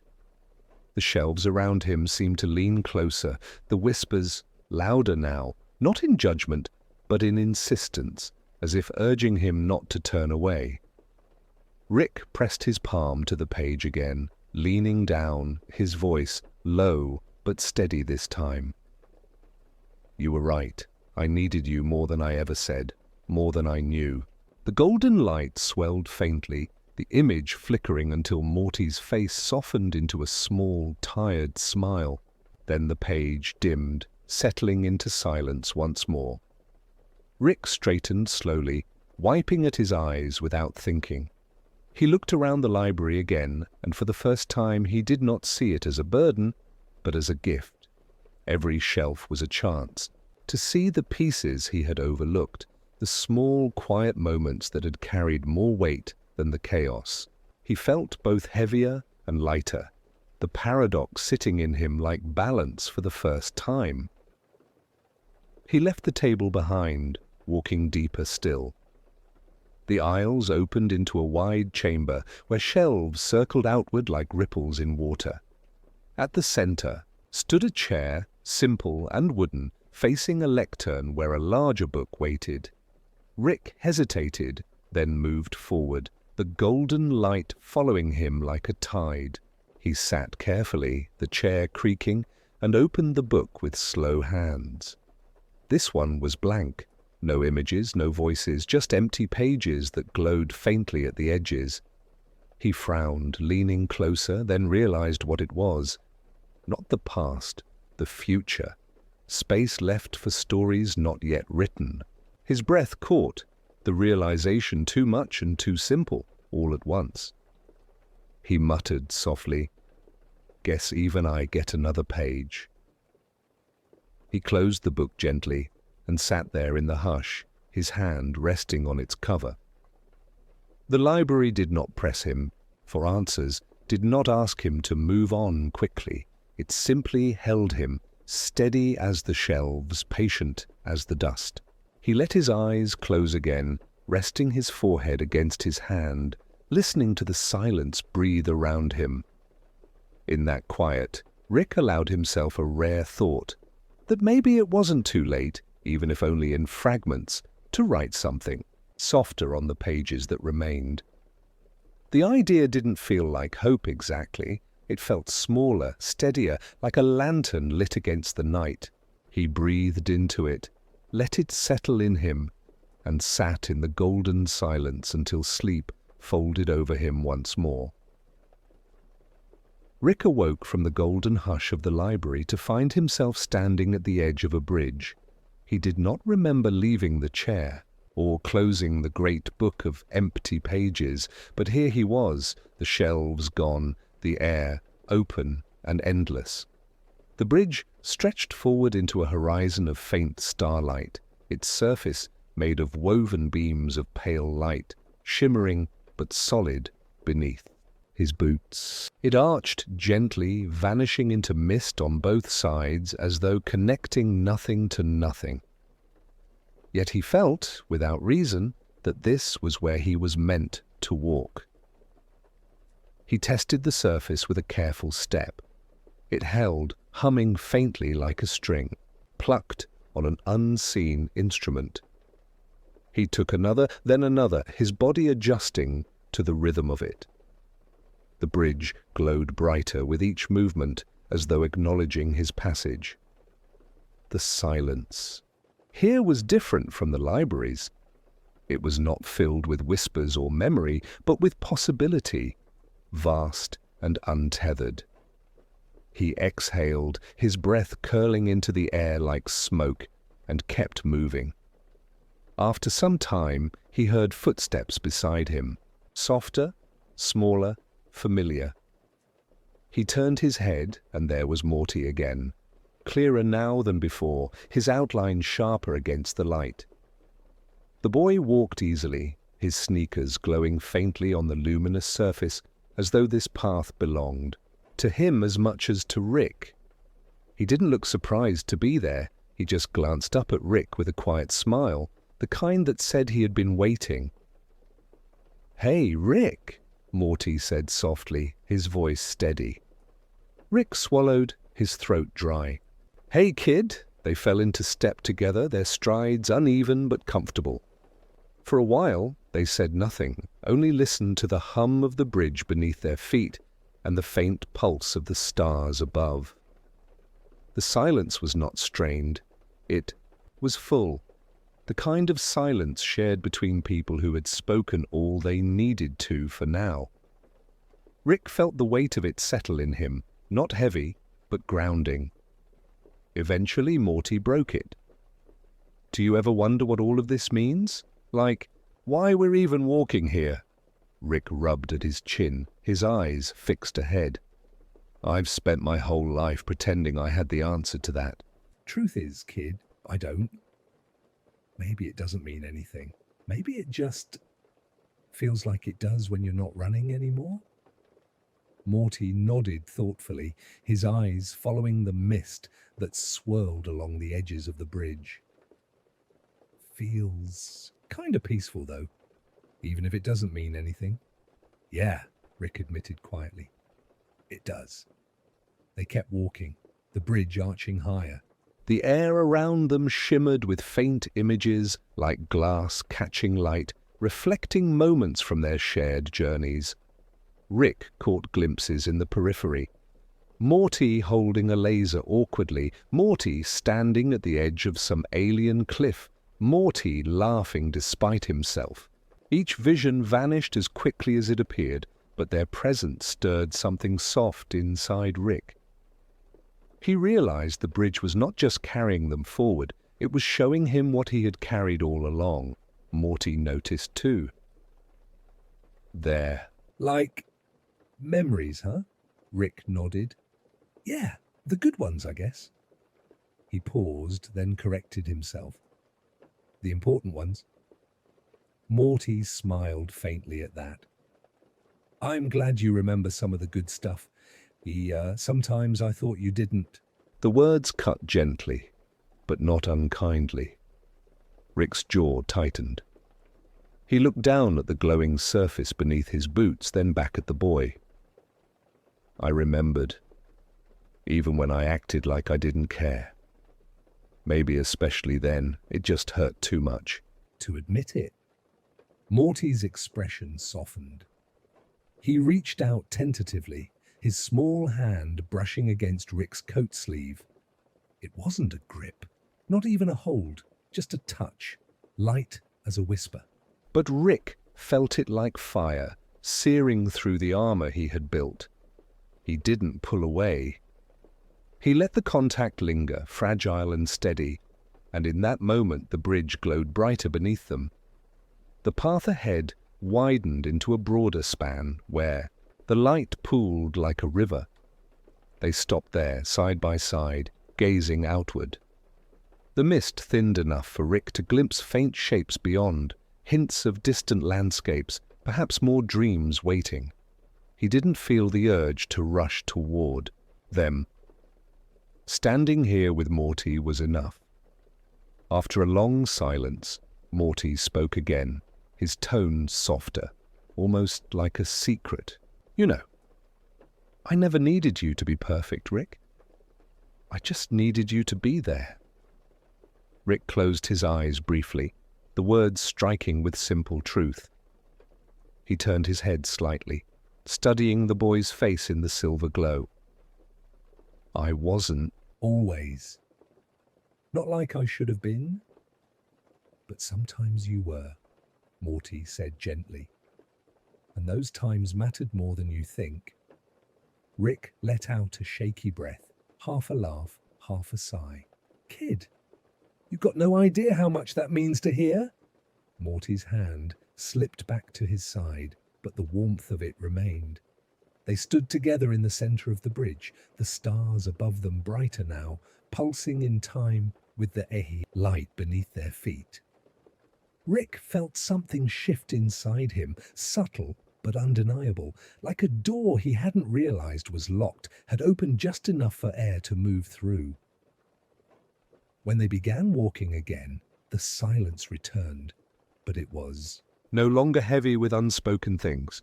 It was light, carried on the rhythm of their steps, the hum of the bridge, the pulse of the sky. Rick felt his body ease into it, his shoulders loosening, his breath calmer. He glanced at Morty once more, the boy walking steady beside him, and, for the first time in longer than he could remember, Rick allowed himself to believe that maybe this was enough. The bridge carried them forward, glowing brighter with every step, until it seemed less like they were walking on it and more like they were becoming part of its light. The bridge thinned into mist, and the light beneath their feet softened until it felt less like walking on something solid and more like drifting forward on a current.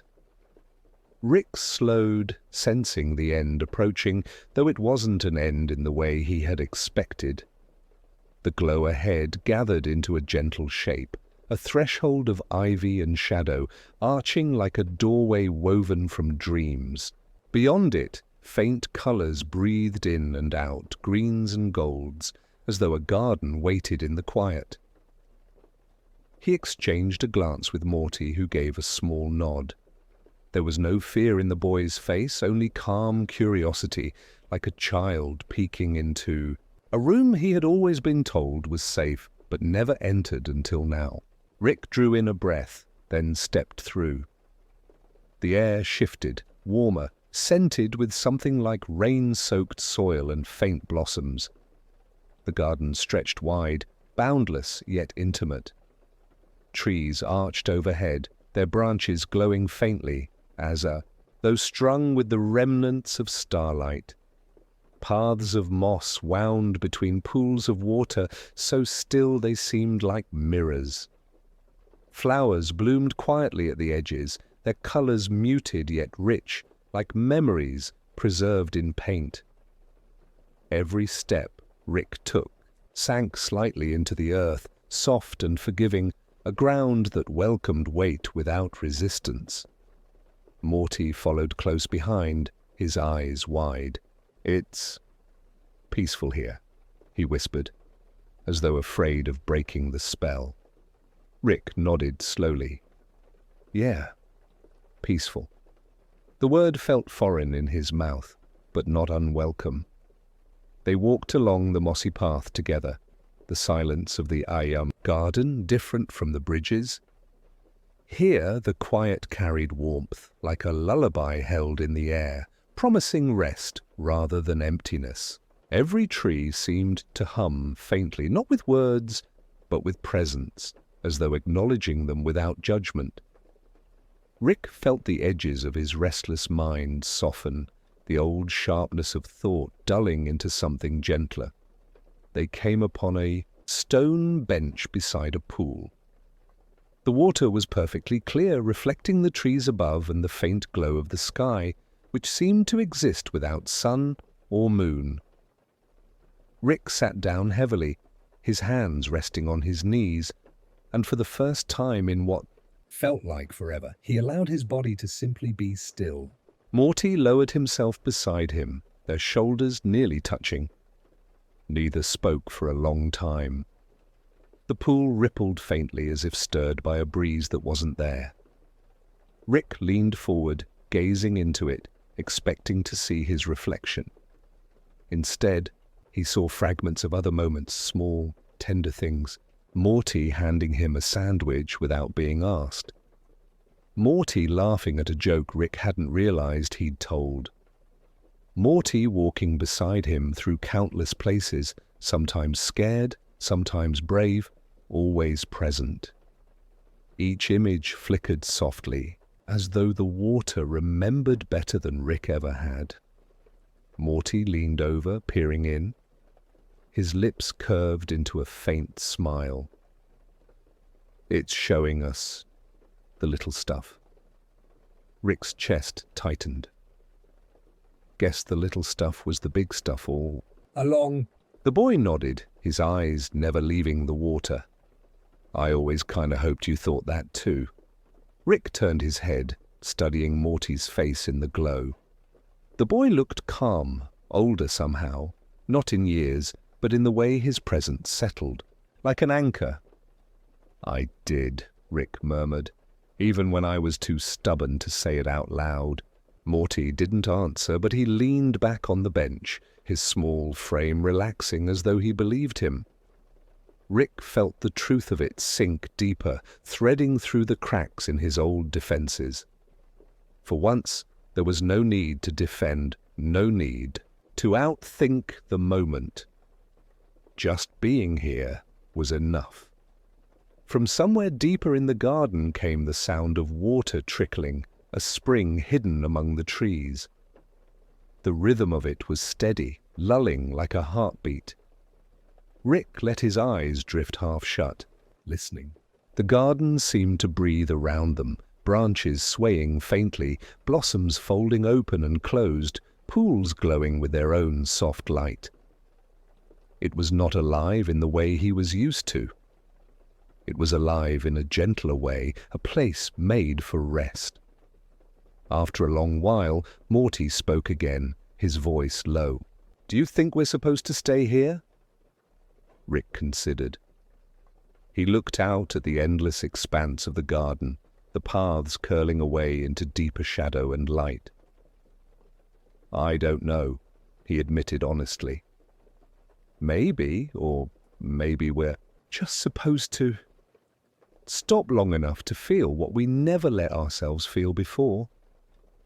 Morty tilted his head thoughtfully. That doesn't sound so bad. No, Rick agreed quietly. It doesn't. The boy leaned back further, his gaze drifting upward to the treetops. Rick followed his eyes. Through the branches, faint stars shone, scattered like seeds across the sky. They weren't sharp or distant, more like lanterns, glowing softly, close enough to reach if you stretched far enough. For the first time in a long time, Rick didn't feel the need to chase them. Watching them was enough. Time passed without measure, maybe minutes, maybe hours. Rick felt the heaviness of sleep, tugging at him, not sharp or sudden, but gentle, like the tide pulling quietly at the shore. Morty's head tipped slightly to the side, brushing against his arm. Rick didn't move away. He let the weight rest there, steady, reassuring. Something in him loosened, something he hadn't realized he was still clutching. He let it fall away into the garden, into the moss, into the silence. And in its place, there was only a softness he could neither explain nor resist. The trickling water played on, the blossoms glowed faintly, the stars above pulsed like slow breaths. Rick closed his eyes, and for the first time in longer than he could remember, he didn't feel the need to open them quickly. He simply sat and breathed and let the garden hold him. And Morty was there. That was enough. Rick stirred awake, though. He wasn't sure if he had ever truly fallen asleep. The garden seemed to shift around him, not in sudden motion, but in the slow, steady way shadows move across a room when a candle flickers. The moss beneath his boots was cooler now, damp with dew that hadn't been there before. The pool by the stone bench rippled faintly, even though no breeze touched the air. Morty was still beside him, his eyes half closed, his breathing slow. Rick didn't want to wake him, not yet. There was something in the trees, a soft beckoning, like a voice that wasn't sound. It seemed to whisper in the hush between heartbeats, inviting him to walk deeper into the garden.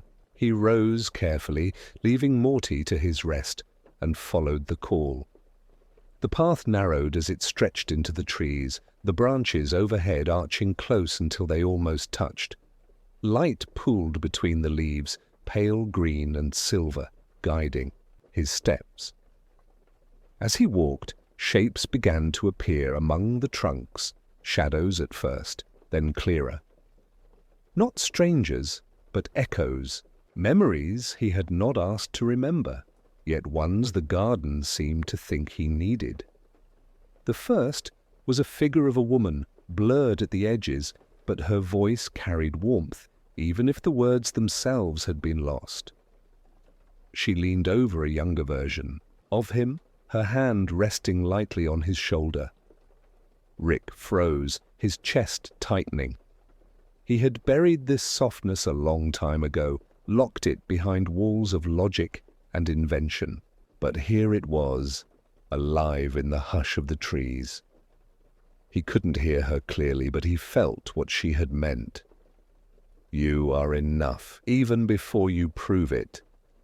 He reached out, his fingers brushing air where her outline shimmered, and she dissolved, gently, like mist in sunlight. The space she left behind was tender, almost raw, but not cruel. Rick continued on. Further ahead, another scene unfolded, a younger Morty tugging nervously at his sleeve in some forgotten adventure, his eyes wide with fear. Rick had brushed him off then, muttering something about toughness and responsibility. But the garden replayed it differently. Here, Morty's eyes held not only fear, but trust, waiting for Rick to notice. Rick's throat ached as he whispered into the shadows, I should have told you you were brave. The echoes smiled faintly, as if the words had traveled back in time somehow, filling the gap he had once left.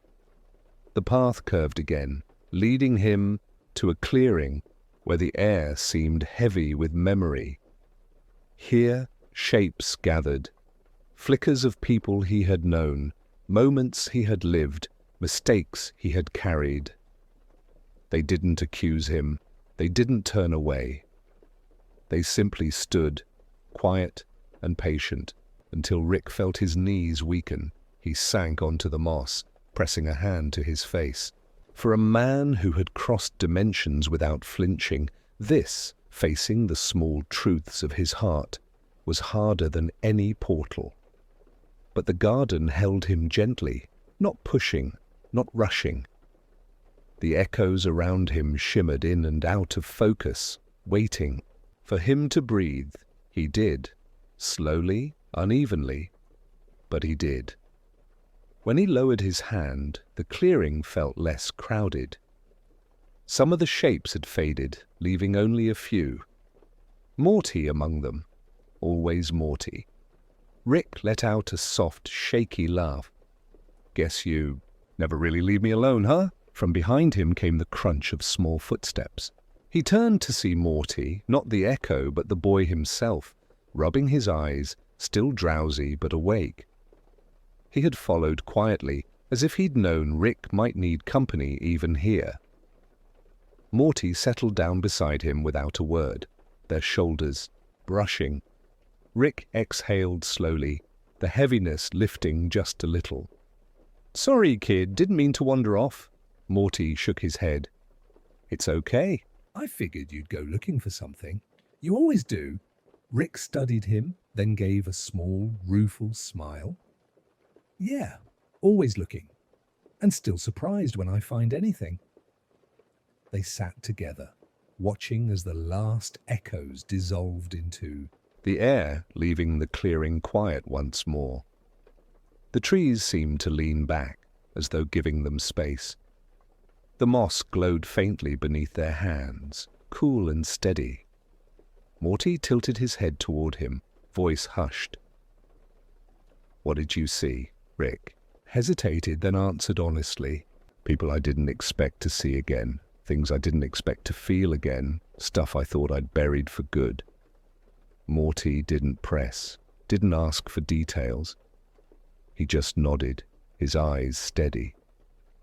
Sometimes things come back when we're ready for them, even if we don't think we are.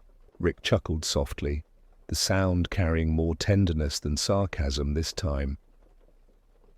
Kid, you sound wiser than me right now. Morty shrugged. Maybe the garden's doing the talking. They both leaned back slightly, gazing up at the canopy. The stars peeking through the branches glowed warmer now, not distant pinpricks but soft lanterns drifting close. Rick felt a strange calm settle into him, not because he understood everything, but because for once he didn't need to. The garden wasn't asking for explanations. It was simply offering a place to rest with what was. The echoes no longer haunted him. They lingered in memory, but not as weights, more like footprints on a path that had led him here. He closed his eyes briefly, letting the truth of that sink in. When he opened them, Morty was still there, sitting steady, not afraid of the silence.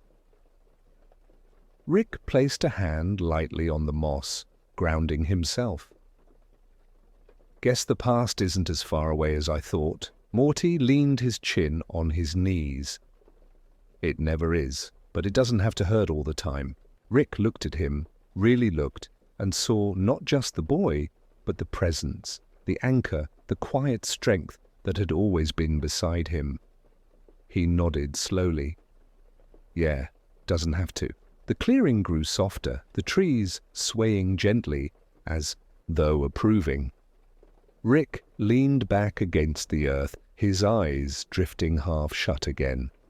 For the first time in a long stretch of journeys, he didn't feel chased by what he had left undone. He felt held in a way words couldn't capture. And with Morty beside him, breathing quietly, that was enough. The clearing exhaled around them, the air drifting cool and fragrant, as if satisfied with what had been uncovered there. Rick felt the garden wasn't finished yet, that it still held other paths for them. He rose slowly, his joints protesting, though not with pain, more with the gentle reminder of age.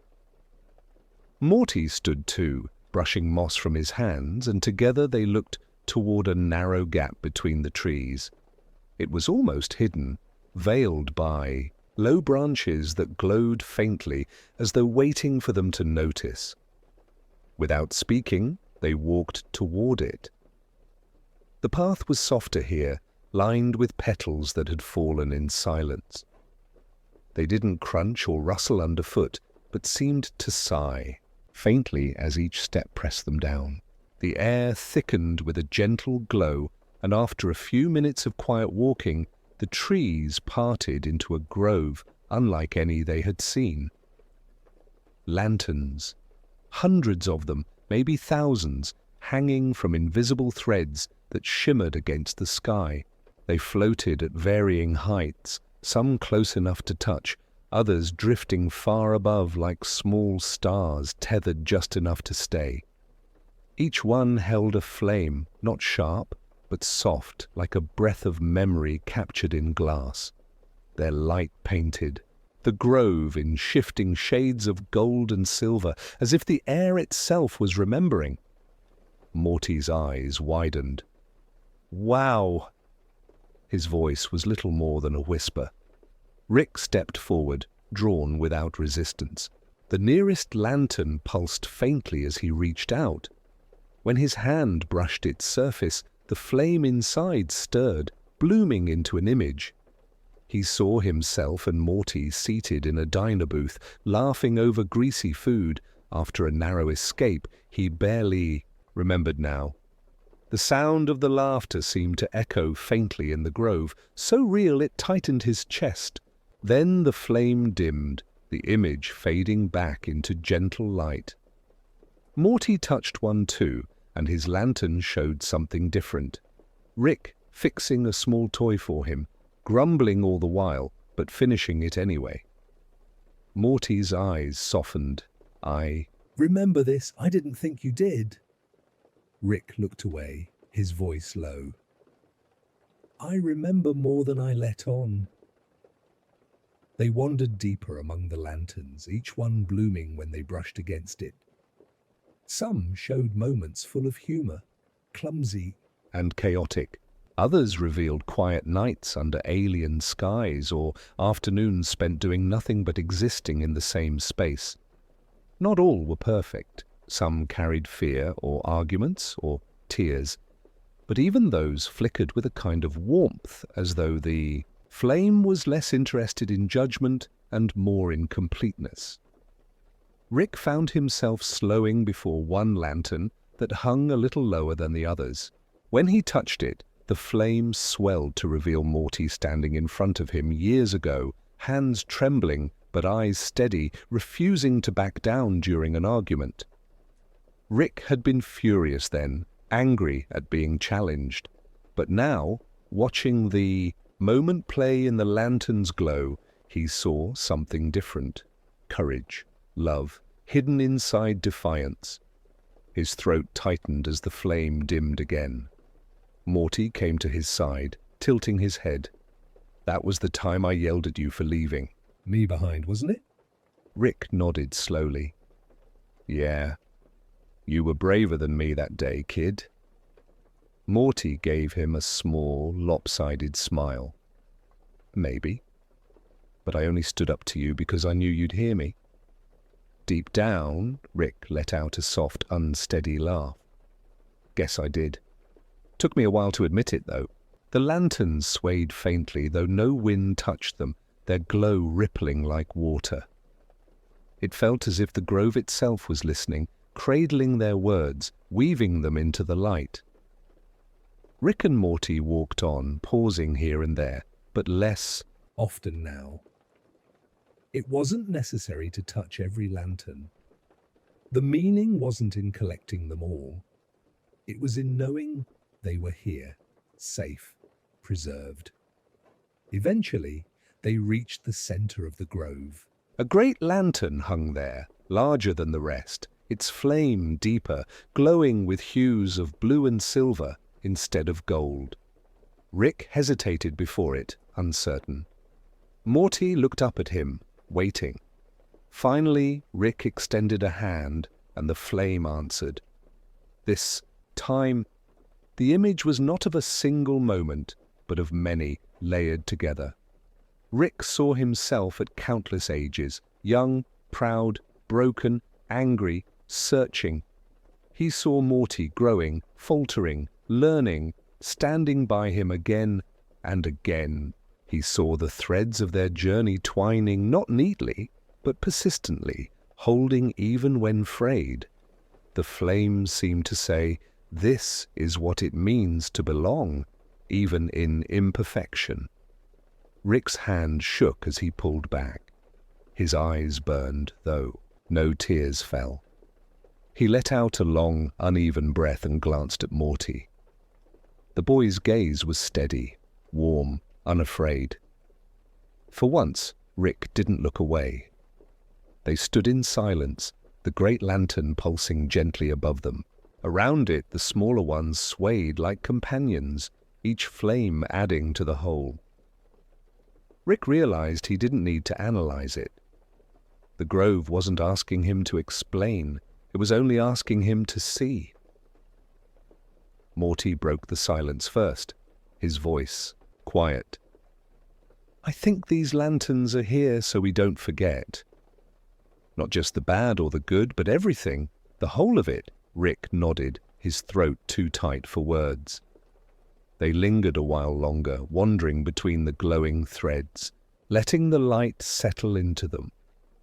Rick felt his restlessness ease, replaced by something softer. Not certainty, but acceptance.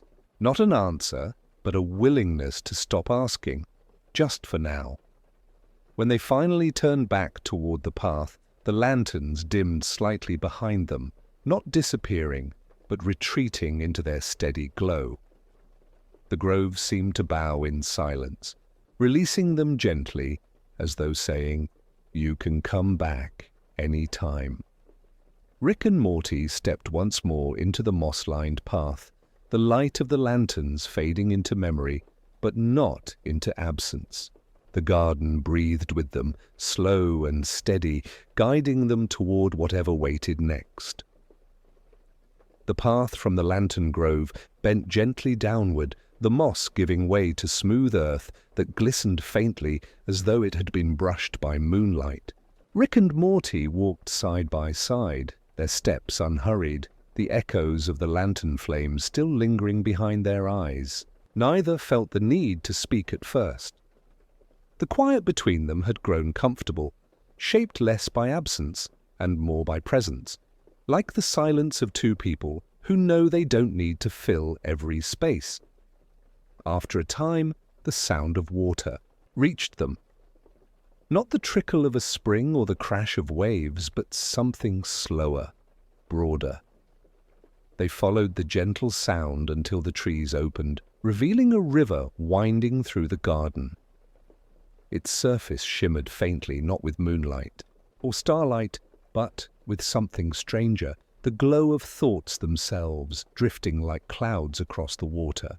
Each ripple seemed to hold a fragment of memory, an unspoken word, or a feeling too quiet to have been voiced. Morty's mouth fell open slightly. It's like it's alive. Rick crouched by the bank, watching the surface. A faint flicker passed through the water, forming an image of himself tinkering at a workbench late at night, the shadows of empty bottles around him. He grimaced softly, then reached out with one finger.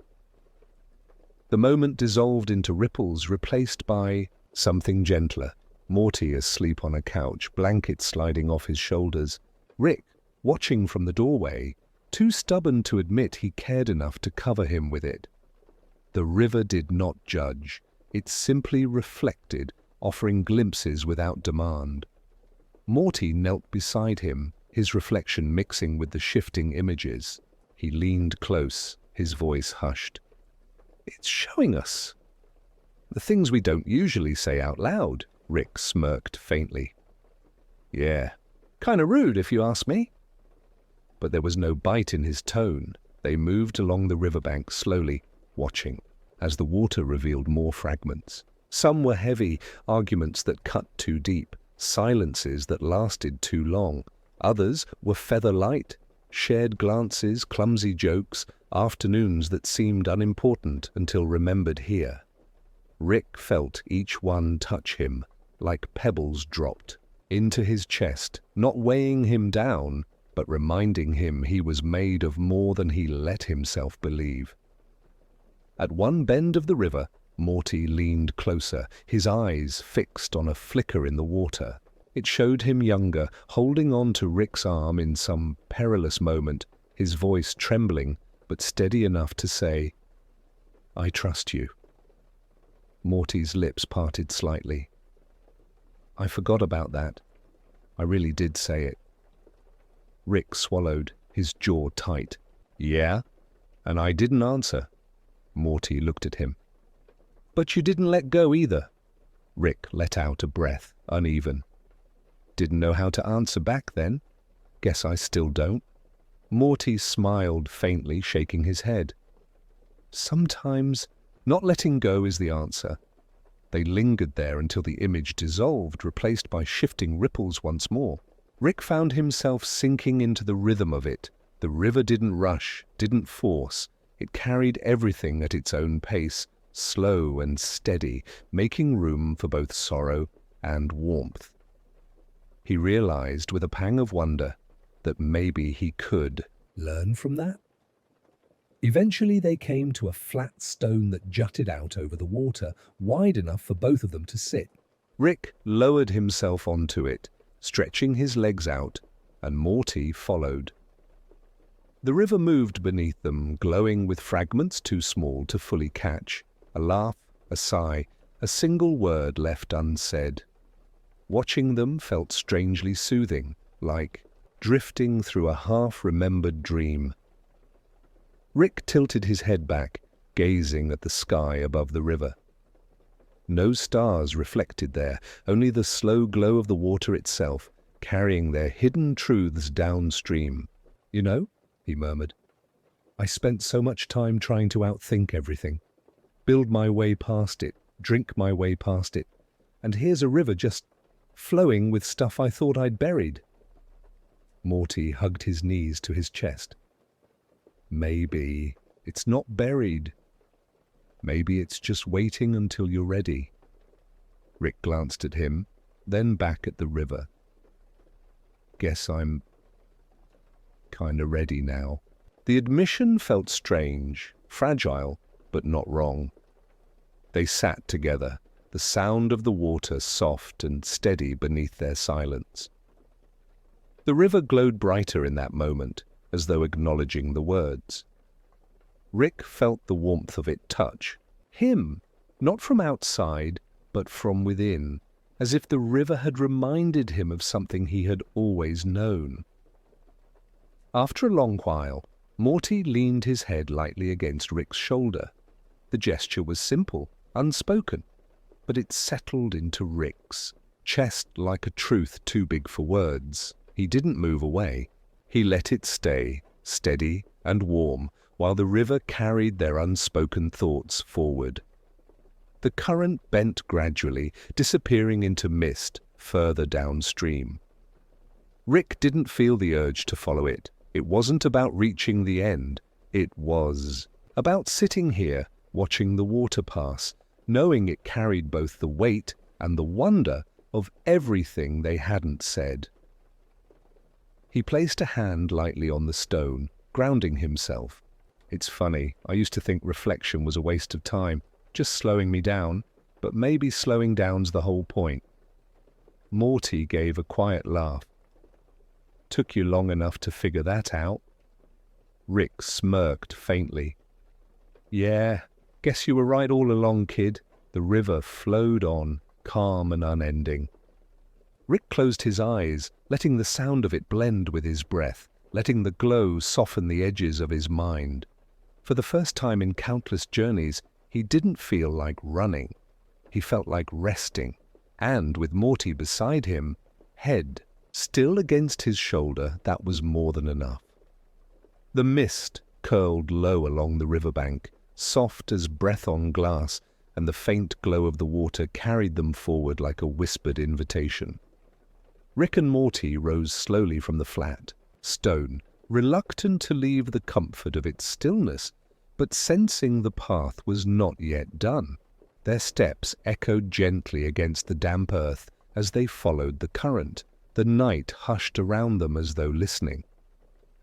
Ahead, a wooden bridge appeared, simple, unadorned, its planks pale with age, yet sturdy enough to bear their weight. It arched over the glowing water, rails carved with symbols so faint they seemed like the half-remembered traces of dreams. Morty ran his fingers lightly along the wood as they crossed, and the carvings shimmered under his touch, glowing, briefly before fading again. He didn't know what they meant, but he felt them in his chest, like lullabies half forgotten, yet never lost. On the other side, the mist opened into a meadow that stretched wide beneath a sky that shifted strangely. Instead of stars fixed in their places, the constellations moved and rearranged themselves like living things. Shapes formed slowly, spirals, birds in flight, two hands meeting, then dissolving again into swirls of silver light. The air was filled with the faint scent of something sweet, like blossoms that bloomed only in dreams. Morty's eyes widened. It's alive. The sky's actually alive. Rick squinted upward, the faintest smirk tugging at his lips. More like responsive. It's reflecting. Rick didn't answer at first. He wandered deeper between the shelves, his fingers grazing spines of colors that shifted like morning light. Some titles flickered faintly in languages Morty couldn't read. Others had no titles at all. Rick pulled another book free at random, opened it, and saw himself. Not as he was, but younger, his face unlined, holding a small girl's hand as they walked through a park. She looked up at him with total trust, and he smiled back with a warmth he rarely allowed himself. His chest tightened. Without a word, he closed the book and placed it back carefully. Morty didn't ask what he saw. The shelves seemed to breathe, their vastness stretching farther than sight. They walked in silence for a long while, passing rows upon rows of lives unlived, until Morty finally spoke again. "Do you think anyone gets to choose? Do we ever step into one of these other lives?" Rick's eyes traced the endless shelves, his voice a quiet rasp. Maybe not. Maybe we only ever get one. But places like this, maybe they're reminders. Maybe they tell us the weight of what we carry. The lives we didn't live are part of us, even if we never touch them. Morty nodded slowly. The thought was heavy but not crushing.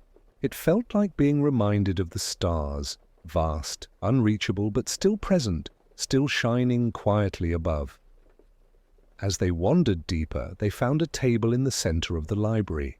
A lamp glowed softly, though there was no cord, no source. On the table lay one open book, its pages blank at first glance. Morty leaned over, frowning. "Why is this one empty?" Rick bent closer. As they watched, faint words began to form, slow and uncertain like ink spreading through water. They weren't full sentences, just fragments. A laugh, a sigh, A pause before saying something important. Morty's eyes widened. "It's writing itself." "Right now," Rick nodded, his face unreadable. "That one's ours," Morty blinked. "You mean this book is our life?" "Not all of it," Rick said, pulling up a chair and sitting heavily. "Just the part still unfolding." "Every moment we breathe, it adds something here." "Doesn't matter how small," Morty touched the page gently. The words that shimmered now were his own, simple ones he had spoken earlier that day, about not wanting to leave the chimes behind. He felt a strange rush of tenderness, seeing his own voice held on the page like it was worthy of being remembered. Rick leaned back, his gaze shadowed. "Thing is, Morty, The book doesn't care if we regret what we said or if we wish we'd done it better. It writes anyway. Every breath, every stumble, every moment of kindness. nothing erased." Morty swallowed, his voice quiet. "That's kind of scary." Rick gave a faint, tired chuckle. Yeah, but it's honest. They sat together at the table, watching new fragments appear, slow as twilight. Neither spoke, as if speaking might hurry the ink, disturb the fragile rhythm of the moment. The silence felt heavy but peaceful, the kind of silence where truth lingers quietly in the air. Eventually Morty leaned back, his voice almost a whisper. "So if every moment is written, then I guess even being here right now is part of the story." "Even if no one else ever reads it." Rick's eyes softened as he looked at him. For a moment his expression carried no sarcasm, no armor. Only weariness and something gentler beneath it. "Yeah, Morty, it's already written, and that means it matters." The lamp on the table flickered once, then steadied. The shelves around them loomed vast and endless, their spines glowing faintly like constellations, each holding a world unseen. The air hummed with quiet reverence. When they finally rose to leave, Morty glanced back once at the table, at the book, still writing itself in slow ink. He thought of the voices in the chimes, the memories in the shelves, the possibility that even the smallest word could echo longer than he knew. Rick put a hand briefly on his shoulder, steering him toward the path that glowed faintly ahead. Neither of them spoke, but both carried the same quiet understanding that every choice mattered, even the ones never taken, and that somehow the library kept them all safe, held gently in silence. The shelves faded behind them as Rick and Morty followed the glowing path onward, their footsteps light against ground that no longer felt solid. The air thinned, and soon even the scent of paper and dust was gone, replaced by something cleaner, almost empty. Ahead stretched an expanse that seemed neither sky nor earth, but a horizon dissolving into pale light. It shimmered faintly like the edge of a dream beginning to fray. Morty slowed, his voice hushed. "Feels like the world's Ending." Rick didn't answer at first. He walked forward, his hands shoved deep into his pockets, his shoulders bent. He had seen endings before, universes collapsing, stars burning out, but this was different. It wasn't violent or dramatic. It was quiet, peaceful even. The kind of ending that came not from destruction, but from letting go. The path carried them to a wide open plain. It wasn't made of grass or stone, but of shifting fragments, like shards of memory scattered across a floor.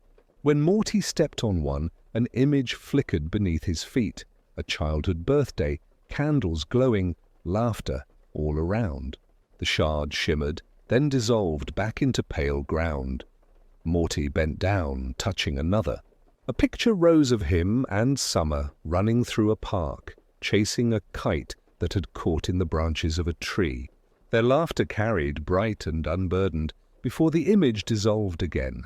Morty whispered, "They're memories!" "The ground's made of memories." Rick crouched beside him, brushing his hand across a fragment. A different image stirred. Beth, as a little girl, tugging at his sleeve, asking him to come see the picture she had drawn. The memory was so clear it ached. He let his hand fall away quickly, his voice rough. "Yeah, looks like this place is stitched together with what we've lived. Or maybe what we're afraid of losing." They walked slowly, careful not to disturb too many fragments. Each step released flashes of lives, moments caught and released again. Some were warm, glowing with love. Others were heavier. Arguments, silences, small mistakes that lingered longer than they should. Morty's eyes brimmed as he whispered, "It's like walking across everything we've ever been." Rick gave a faint, humorless chuckle. "World's running out of fabric, Morty. All that's left is scraps." Morty looked up at the horizon again. The pale light rippled, wavering like a curtain about to fall. Beyond it, there was only stillness, no color, no form. His stomach twisted, though not with fear, more with a kind of sadness he couldn't name. What happens when we reach the edge? Rick exhaled, long and slow, as if the air itself carried weight. Maybe nothing. Maybe everything. Maybe it just ends. They continued forward, their steps light, their shadows long against the dissolving ground. The memories grew fainter now, the fragments fewer, as though even recollection was thinning out. Morty's voice was small. "Rick, Do you think this place was made for us? Like, for this day?" for this walk?" Rick's eyes flickered with thought. "Doesn't matter if it was made for us or if we just stumbled in. What matters is we're here now." They reached a rise in the plain where the ground opened to reveal a pool of clear water. It reflected the pale sky above, but not their faces. Instead, the surface shimmered with scenes from lives unlived, not unlike the books in the library. Morty leaned close, and the water showed him holding a child in his arms, rocking gently, humming without knowing the tune. His chest tightened. Rick stood back, watching the surface shift. The water showed him a house lit by warm lamps, laughter echoing from within. He stood at the doorway in that vision, not outside looking in, but part of it. For a heartbeat, his face softened, but then he turned away. Mirrors, that's all. Not worth getting caught in. Morty looked up at him, his voice trembling. But maybe it is worth something. Even if it's not real, it means we wanted it. Somewhere inside we wanted it. Rick didn't respond. He only kept his eyes on the horizon, where the pale light pulsed softly, drawing them onward. They left the pool behind, the ground beneath them thinning further, the fragments fewer and farther apart. The silence deepened, until even their footsteps felt hushed, as though the world was asking them to move gently. Morty's breathing slowed, matching the rhythm of the dissolving plain. He felt drowsy, but not in a tired way, more as though the world itself was coaxing him toward rest. Rick's steps slowed too, and for the first time in a long while, he didn't fight the quiet. He let it seep into him, softening the edges of his thoughts, dulling the sharpness of regret. The horizon loomed closer now, a veil of light trembling just ahead.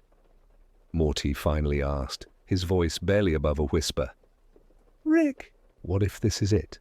What if after the horizon there's nothing? Rick stopped, staring at the light. He was silent for a long while.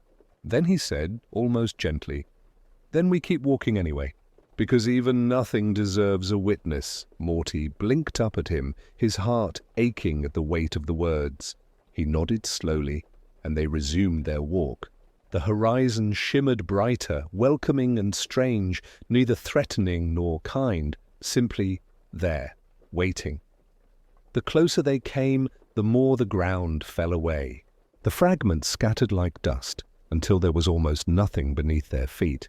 Still, they moved forward side by side. The silence pressed close, yet it was not heavy. It felt more like an exhale, the kind that comes after carrying something too long. Learned tonight, it's that maybe the things we forget aren't really gone. Maybe they're just waiting somewhere quiet, ready to remind us who we've been.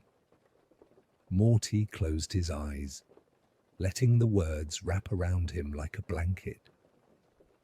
And Who we still are. The orchard seemed to nod in agreement, its branches swaying lightly overhead. The echoes hummed one last time, gentle as a lullaby, before the twilight deepened and the path ahead began to glow once more. Rick and Morty sat there a moment longer, breathing in the sweetness of remembered laughter, before standing to follow the light into whatever waited next. The orchard's path narrowed until the trees gave way to stone, their branches fading into shadows behind Rick and Morty. Ahead stretched a corridor made not of walls but of glass, tall panels arched like cathedral windows. Each surface shimmered faintly, catching their reflections in strange, shifting ways. Morty slowed, his voice hushed. "Are these, mirrors?" Rick stepped closer, squinting at the nearest panel. His reflection stared back, but something about it was off. The shoulders were straighter, the eyes clearer, the mouth set in a calm expression he didn't recognize. Rick tilted his head, and the reflection didn't mimic him perfectly. It lingered, delayed, as though considering whether to follow. "Not just mirrors," Rick muttered. "More like possibilities." Morty's own reflection blinked at him from the next panel. It wasn't the Morty he knew from mornings of rushed breakfasts and shaky nerves. This version stood taller, more certain, his eyes holding a quiet strength. Morty's breath caught in his throat. "Is that me?" Rick folded his arms, studying the glass. "It's you, just not the you that walked this path. Some version that could have been." They stepped deeper into the hall, each panel offering a different reflection. Rick saw himself younger, without the weight in his eyes, a scientist burning with raw hope. Then older, gentler, hair grayer, but gaze softer, as though he had found peace at last.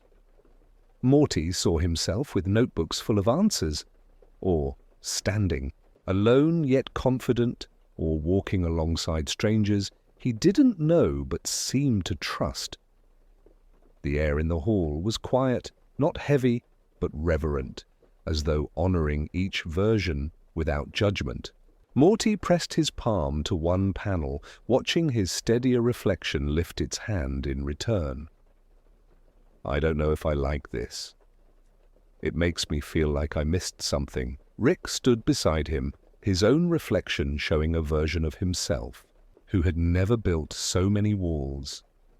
"Maybe, or maybe it's just showing you that you're bigger than the single story you tell yourself." Morty turned toward him, searching his face. "Do you ever wish you were one of these other Ricks?" The question lingered in the air. Rick didn't answer right away. His eyes traced the panels, one by one, each offering an echo of who he might have been if he had chosen differently, or loved differently, or stayed instead of leaving. Finally, his voice came low, almost reluctant. Sometimes. But wishing doesn't change who I am. It just reminds me I could still change if I let myself.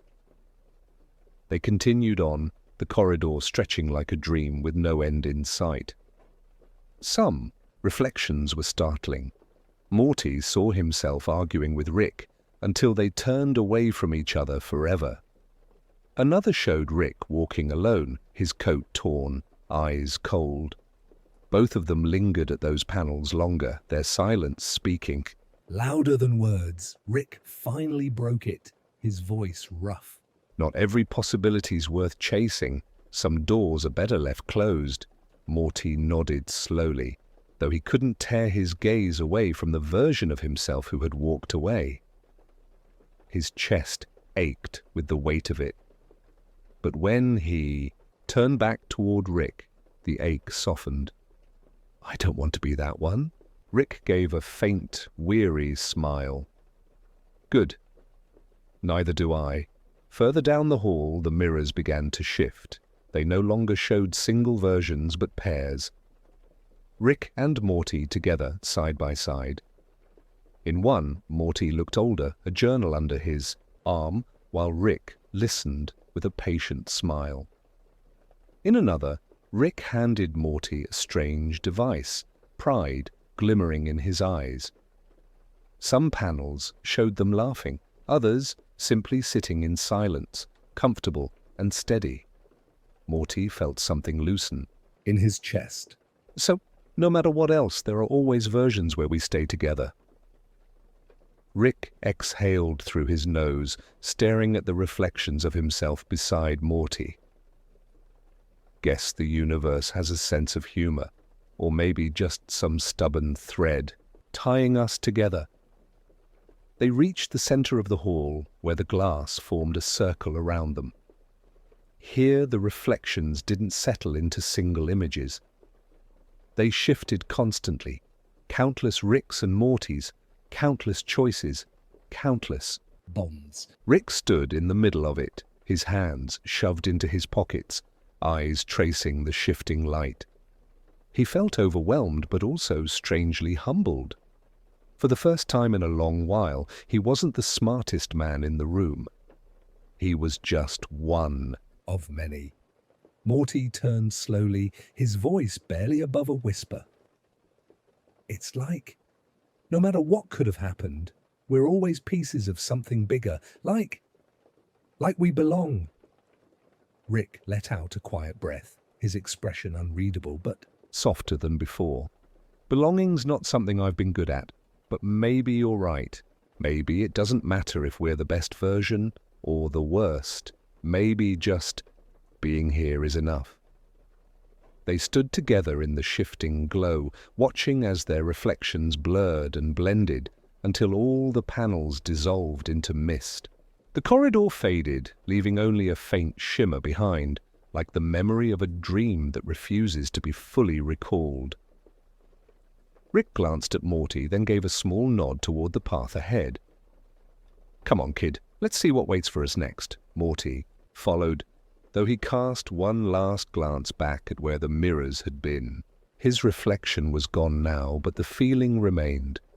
A quiet reassurance that he was more than one path, more than one mistake, more than one moment. Together they stepped out of the hall and into the waiting twilight, their footsteps steady, carrying with them the weight and wonder of all they might have been and all they still could be. The mist thinned as they walked, each step sounding softer until the air itself seemed to hush around them. Gradually the path widened, the stone giving way to sand that glimmered faintly in the twilight. Rick and Morty stopped, their eyes tracing the scene before them. An ocean stretched out to the horizon, but its surface was unlike any sea they had known. It did not mirror the sky above. It shimmered with the faint glow of wishes, moving like gentle lights beneath the waves. Morty gasped softly, his feet sinking into the sand. It's not reflecting. It's showing what's inside, where crouched near the shore, his hand hovering just above the water. Beneath the surface, faint shapes stirred, objects, places, faces, some clear, some blurred, all carrying a quiet pull. He chuckled dryly, though his voice was subdued. Figures. Even oceans can't resist showing off what we want. Morty knelt beside him, peering into the glow. He saw a fragment of himself, older, standing in a classroom with a chalkboard behind him, a room full of students watching intently. His heart ached at the sight, not with regret, but with something softer, curiosity, wonder at the road not taken. The image dissolved into ripples before he could reach for it. Rick glanced sideways at him. "That what you wanted? To teach?" Morty shrugged, his voice quiet. "I don't know. Maybe. Sometimes I just wanted to matter to somebody." Rick's expression flickered, unreadable, before he turned back to the waves. The water shifted again, and for an instant Rick saw a porch, bathed in afternoon light, a simple chair, rocking gently, a figure beside him whose face the water kept hidden. His breath caught, and he pulled his hand back sharply. Morty noticed, but didn't push. He only watched the glow spread across the surface, soft as lantern light on water. "I think it's not just showing what we want, it's showing what we hope for. Deep down, even if we don't say it," Rick exhaled. The sound caught between a laugh and a sigh. "Dangerous thing, hope. Makes you think you can change the unchangeable." Or maybe, Morty said softly, it just reminds you that you're still human. They walked along the shoreline, the water following them with shifting visions. Sometimes it showed small wishes, Rick's hand reaching for a sandwich. Morty curled under a blanket with a book. Other times the images ached with weight, Morty holding a family of his own, Rick finding a door he didn't want to leave. None of it lingered long, each wish dissolving like foam into the sea. At one stretch of sand the tide pulled closer, brushing against Morty's shoes. The water glowed brighter, and a clear vision rose to the surface.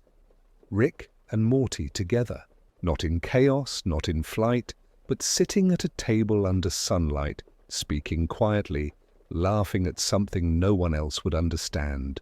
Morty felt tears prick at his eyes. He whispered, "That's all I really want."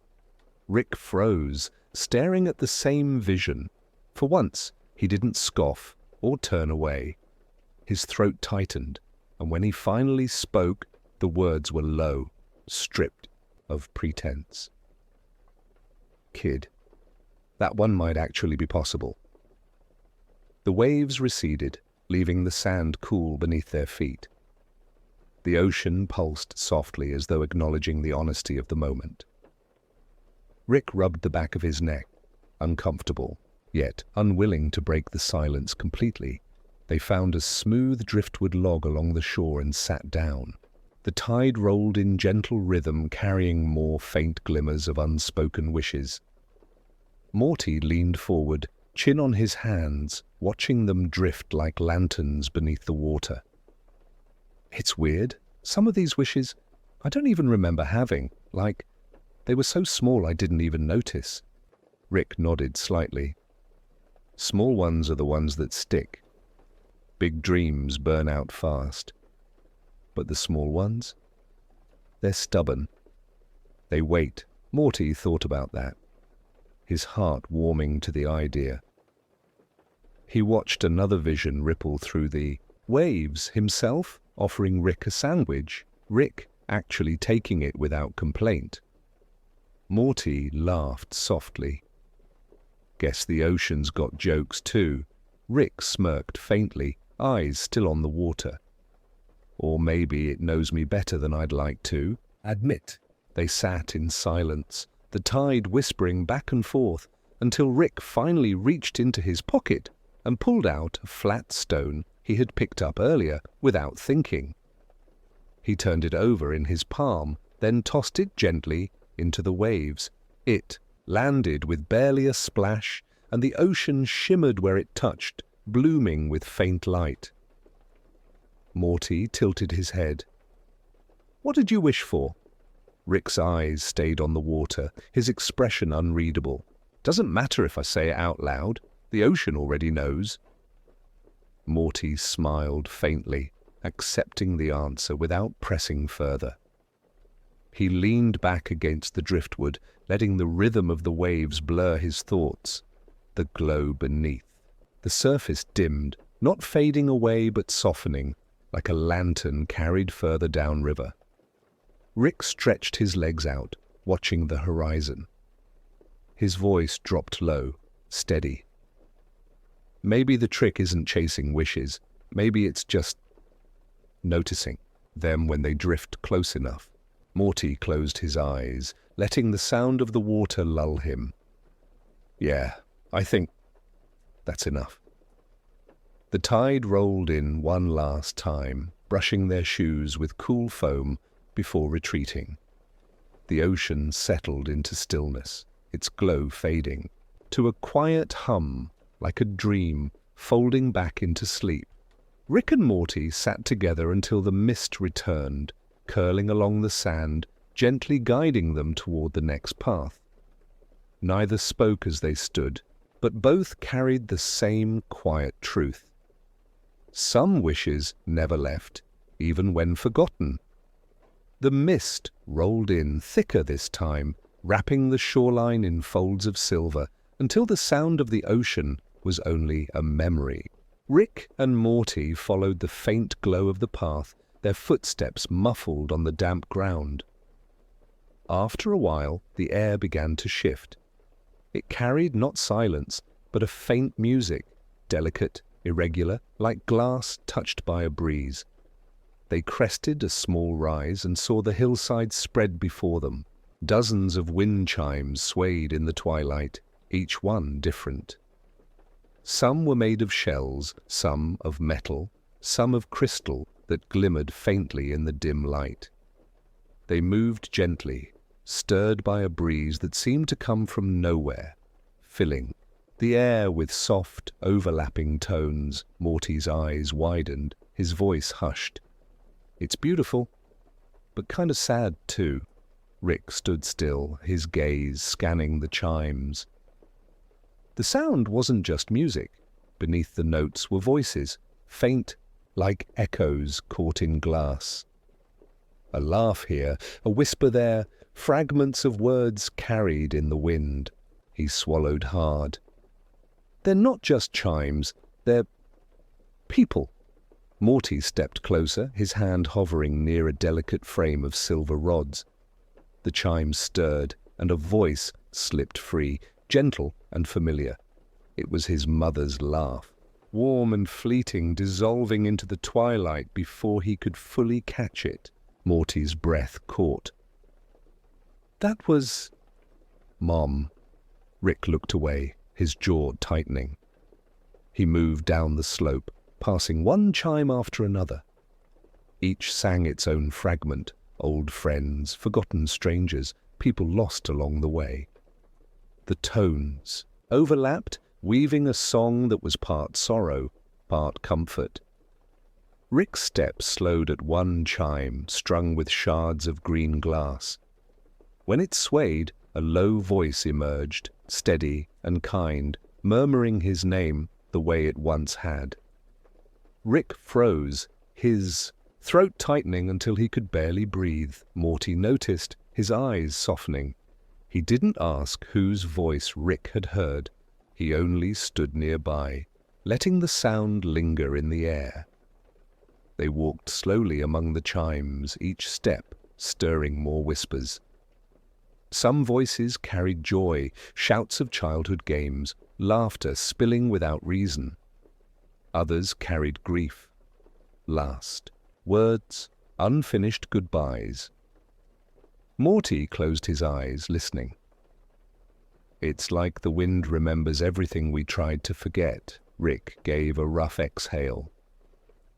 "Or maybe it remembers for us, so we don't have to carry it alone." They stopped near the center of the hillside where the largest chime hung.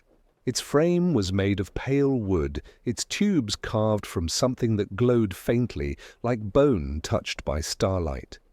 When it moved, the sound was deeper, fuller, carrying not just one voice, but many. A chorus of memories layered together, rising and falling like the tide. Morty's chest ached as he listened. It sounds like everyone we ever loved is still here somehow. Not gone, just playing along with the wind. Rick sat down heavily on a smooth stone, elbows on his knees. His face was shadowed, but his voice was steady. Yeah, and maybe that's enough. Maybe being remembered by the air itself is more than most of us get. The breeze strengthened, and the chimes swayed harder, filling the hillside with a song that shimmered in every direction. Morty sat beside Rick, leaning lightly against his arm. For a long time, they didn't speak. They only listened, letting the tones wash over them, letting the voices remind them of things they had tried to bury, things too tender to hold alone. Eventually, Morty whispered, "Do you think they can hear us too? Like, if we spoke, would the wind carry our voices back to them?" Rick rubbed a hand over his face, then let it drop into his lap. Maybe, or maybe that's what this is. Maybe it's not them we're hearing, but the part of us that never let go. Morty tilted his head. That doesn't make it any less real. Rick glanced at him, then back at the chimes. His voice dropped to a murmur. No, it doesn't. One small chime near their feet swayed suddenly, its sound soft and pure. Morty bent down, listening closely. A faint echo rose from it, his own voice, years younger, calling Rick's name with fear and trust tangled together. Morty's throat tightened. Even our own voices are here. Rick picked up the chime gently, holding it in his hands. It glowed faintly against his skin, vibrating with the echo of Morty's younger self. For a moment, he looked as though he might say something sharp, dismissive. But instead he set the chime back carefully, letting it swing free again. Guess, every word sticks to the wind longer than we think. They sat until the music softened, the breeze calming, the hillside quieting into stillness. The chimes swayed gently, but the voices grew fainter, as though encouraging Rick and Morty to move forward. Morty stood first, brushing his hands on his knees. His voice was low, but sure. I don't think we're supposed to stay here forever. Just long enough to remember. Rick rose slowly, giving the chimes one last glance. His eyes lingered on the green glass one, the voice that had spoken his name. He whispered something too quiet for Morty to hear, then turned away. The path ahead began to glow faintly, winding upward beyond the hillside.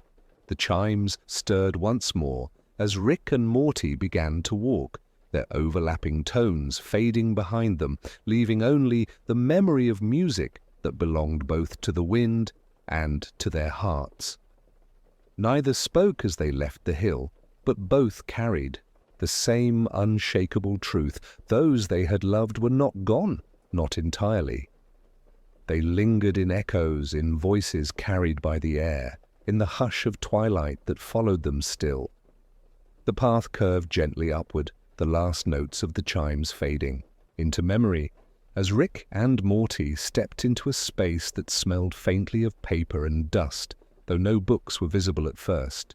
The air thickened, warmer here, and after a few moments the haze parted to reveal shelves, stretching endlessly in every direction. They rose like wooden cliffs, filled with volumes bound in colors too soft to name, hues that seemed to exist, halfway between dreams and reality. Morty let out a low breath, his voice reverent. "It's a library, but not like any library I've ever seen." Rick stepped closer to one of the shelves, tracing his hand along the spine of a book that glowed faintly under his touch. The surface felt alive, as though the book itself was breathing. He pulled it out, its weight strangely light, and when he opened it, the pages fluttered with whispers, not words. Each page released images, hazy and delicate, like dreams half-remembered. After waking, Morty leaned over to peek. The vision unfolded of a boy sitting by a river, humming a tune to himself. He had Morty's eyes, but his face was not quite the same. It was Morty as he might have been if life had chosen another shape. The boy tossed stones into the water and laughed, a sound so simple and bright it made Morty's throat tighten. He whispered, "That's me," or it could have been me. Rick closed the book softly, sliding it back into its place. His voice was steady, though his gaze lingered on the shelf. Every book hears a life that never happened. Every dream left at the edge of a choice. This place is full of ghosts, not of people, but of possibilities. Morty shivered, though not from fear. He reached out and picked a smaller book bound in pale blue. When he opened it, he saw Beth standing in a field of flowers, laughing freely with her family around her. Jerry, himself, Summer, and Rick, all there. No shadows between them, no bitterness. Morty felt warmth and ache at once. It's like the universe keeping track of everything we could have been. Rick's eyes softened for just a moment as he glimpsed the scene. He turned away, his hands in his pockets. Doesn't matter. These aren't lives, just stories that never got written. Morty closed the book reluctantly, sliding it back with care. Even if they're just stories, doesn't it mean something that they're kept here? Like someone wanted them remembered? Rick didn't answer at first. He wandered deeper between the shelves, his fingers grazing spines of colors that shifted like morning light. Some titles flickered faintly in languages Morty couldn't read. Others had no titles at all. Rick pulled another book free at random, opened it, and saw himself. Not as he was, but younger, his face unlined, holding a small girl's hand as they walked through a park. She looked up at him with total trust, and he smiled back with a warmth he rarely allowed himself. His chest tightened. Without a word, he closed the book and placed it back carefully. Morty didn't ask what he saw. The shelves seemed to breathe, their vastness stretching farther than sight. They walked in silence for a long while, passing rows upon rows of lives unlived, until Morty finally spoke again. "Do you think anyone gets to choose? Do we ever step into one of these other lives?" Rick's eyes traced the endless shelves, his voice a quiet rasp. Maybe not. Maybe we only ever get one. But places like this, maybe they're reminders. Maybe they tell us the weight of what we carry. The lives we didn't live are part of us, even if we never touch them. Morty nodded slowly. The thought was heavy but not crushing. It felt like being reminded of the stars, vast, unreachable, but still present, still shining quietly above. As they wandered deeper, they found a table in the center of the library. A lamp glowed softly, though there was no cord, no source. On the table lay one open book, its pages blank at first glance. Morty leaned over, frowning. "Why is this one empty?" Rick bent closer. As they watched, faint words began to form, slow and uncertain like ink spreading through water. They weren't full sentences, just fragments. A laugh, a sigh, a pause before saying something important. Morty's eyes widened. It's writing itself. "Right now," Rick nodded, his face unreadable. "That one's ours," Morty blinked. "You mean this book is our life?" "Not all of it," Rick said, pulling up a chair and sitting heavily. "Just the part still unfolding." "Every moment we breathe, it adds something here." "Doesn't matter how small." Morty touched the page gently. The words that shimmered now were his own, simple ones he had spoken earlier that day, about not wanting to leave the chimes behind. He felt a strange rush of tenderness, seeing his own voice held on the page like it was worthy of being remembered. Rick leaned back, his gaze shadowed. Thing is, Morty, The book doesn't care if we regret what we said or if we wish we'd done it better. It writes anyway. Every breath, every stumble, every moment of kindness. nothing erased. Morty swallowed, his voice quiet.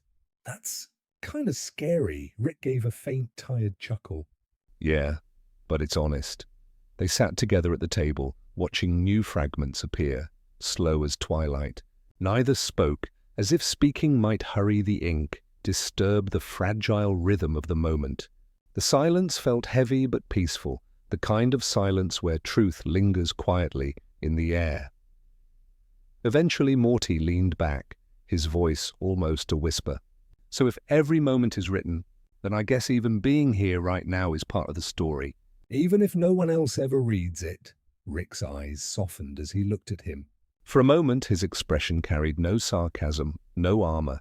Only weariness and something gentler beneath it. Yeah, Morty, it's already written, and that means it matters. The lamp on the table flickered once, then steadied.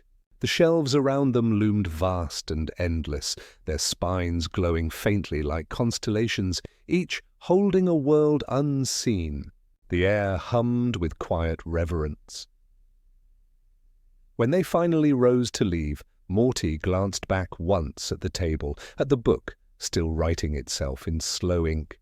He thought of the voices in the chimes, the memories in the shelves, the possibility that even the smallest word could echo longer than he knew. Rick put a hand briefly on his shoulder, steering him toward the path that glowed faintly ahead. Neither of them spoke, but both carried the same quiet understanding that every choice mattered, even the ones never taken, and that somehow the library kept them all safe, held gently in silence. The shelves faded behind them as Rick and Morty followed the glowing path onward, their footsteps light against ground that no longer felt solid. The air thinned, and soon even the scent of paper and dust was gone, replaced by something cleaner, almost empty. Ahead stretched an expanse that seemed neither sky nor earth, but a horizon dissolving into pale light. It shimmered faintly like the edge of a dream beginning to fray. Morty slowed, his voice hushed. Feels like the world's Ending. Rick didn't answer at first. He walked forward, his hands shoved deep into his pockets, his shoulders bent. He had seen endings before, universes collapsing, stars burning out, but this was different. It wasn't violent or dramatic. It was quiet, peaceful even. The kind of ending that came not from destruction, but from letting go. The path carried them to a wide open plain.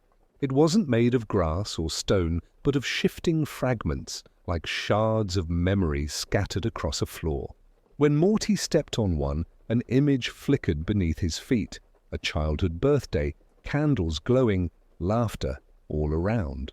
The shard shimmered, then dissolved back into pale ground. Morty bent down, touching another.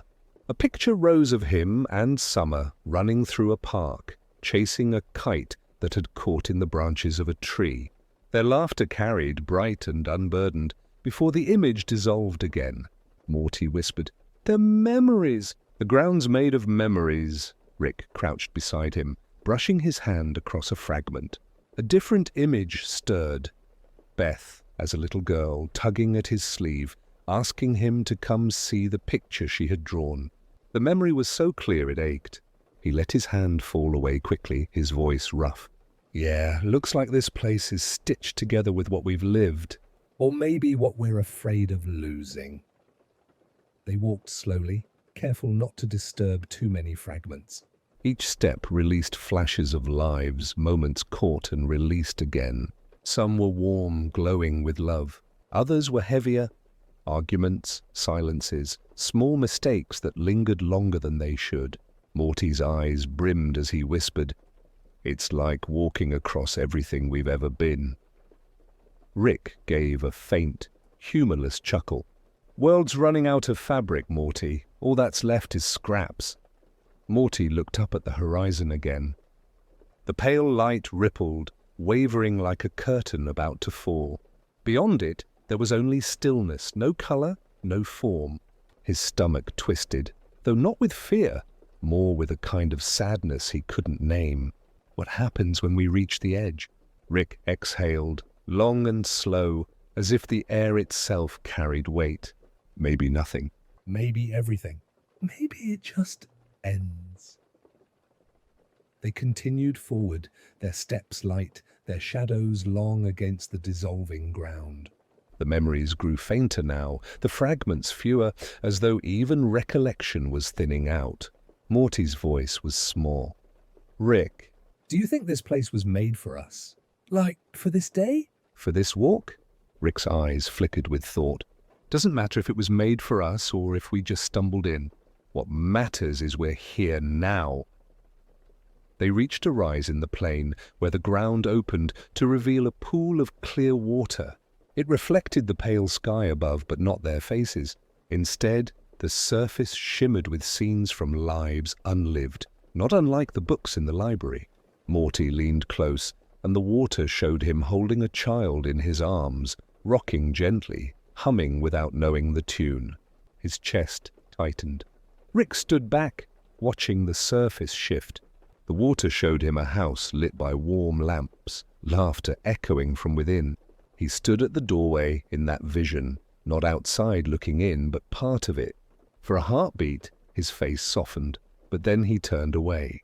Mirrors, that's all. Not worth getting caught in. Morty looked up at him, his voice trembling. But maybe it is worth something. Even if it's not real, it means we wanted it. Somewhere inside we wanted it. Rick didn't respond.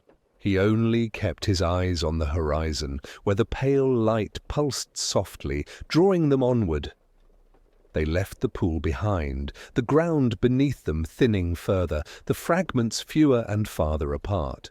The silence deepened, until even their footsteps felt hushed, as though the world was asking them to move gently. Morty's breathing slowed, matching the rhythm of the dissolving plain. He felt drowsy, but not in a tired way, more as though the world itself was coaxing him toward rest. Rick's steps slowed too, and for the first time in a long while, he didn't fight the quiet. He let it seep into him, softening the edges of his thoughts, dulling the sharpness of regret. The horizon loomed closer now, a veil of light trembling just ahead. Morty finally asked, his voice barely above a whisper. Rick, what if this is it? What if after the horizon there's nothing? Rick stopped, staring at the light.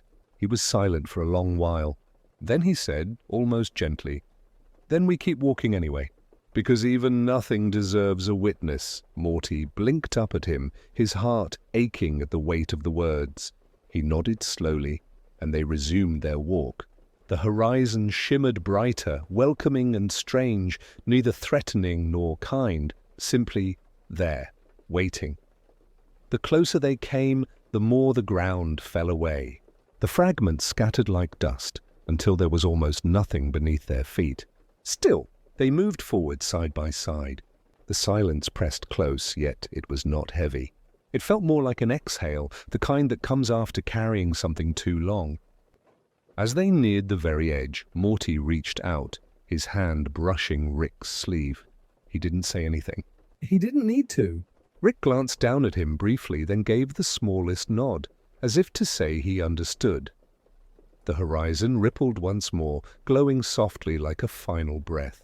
The path ended, and all that remained was the veil of light.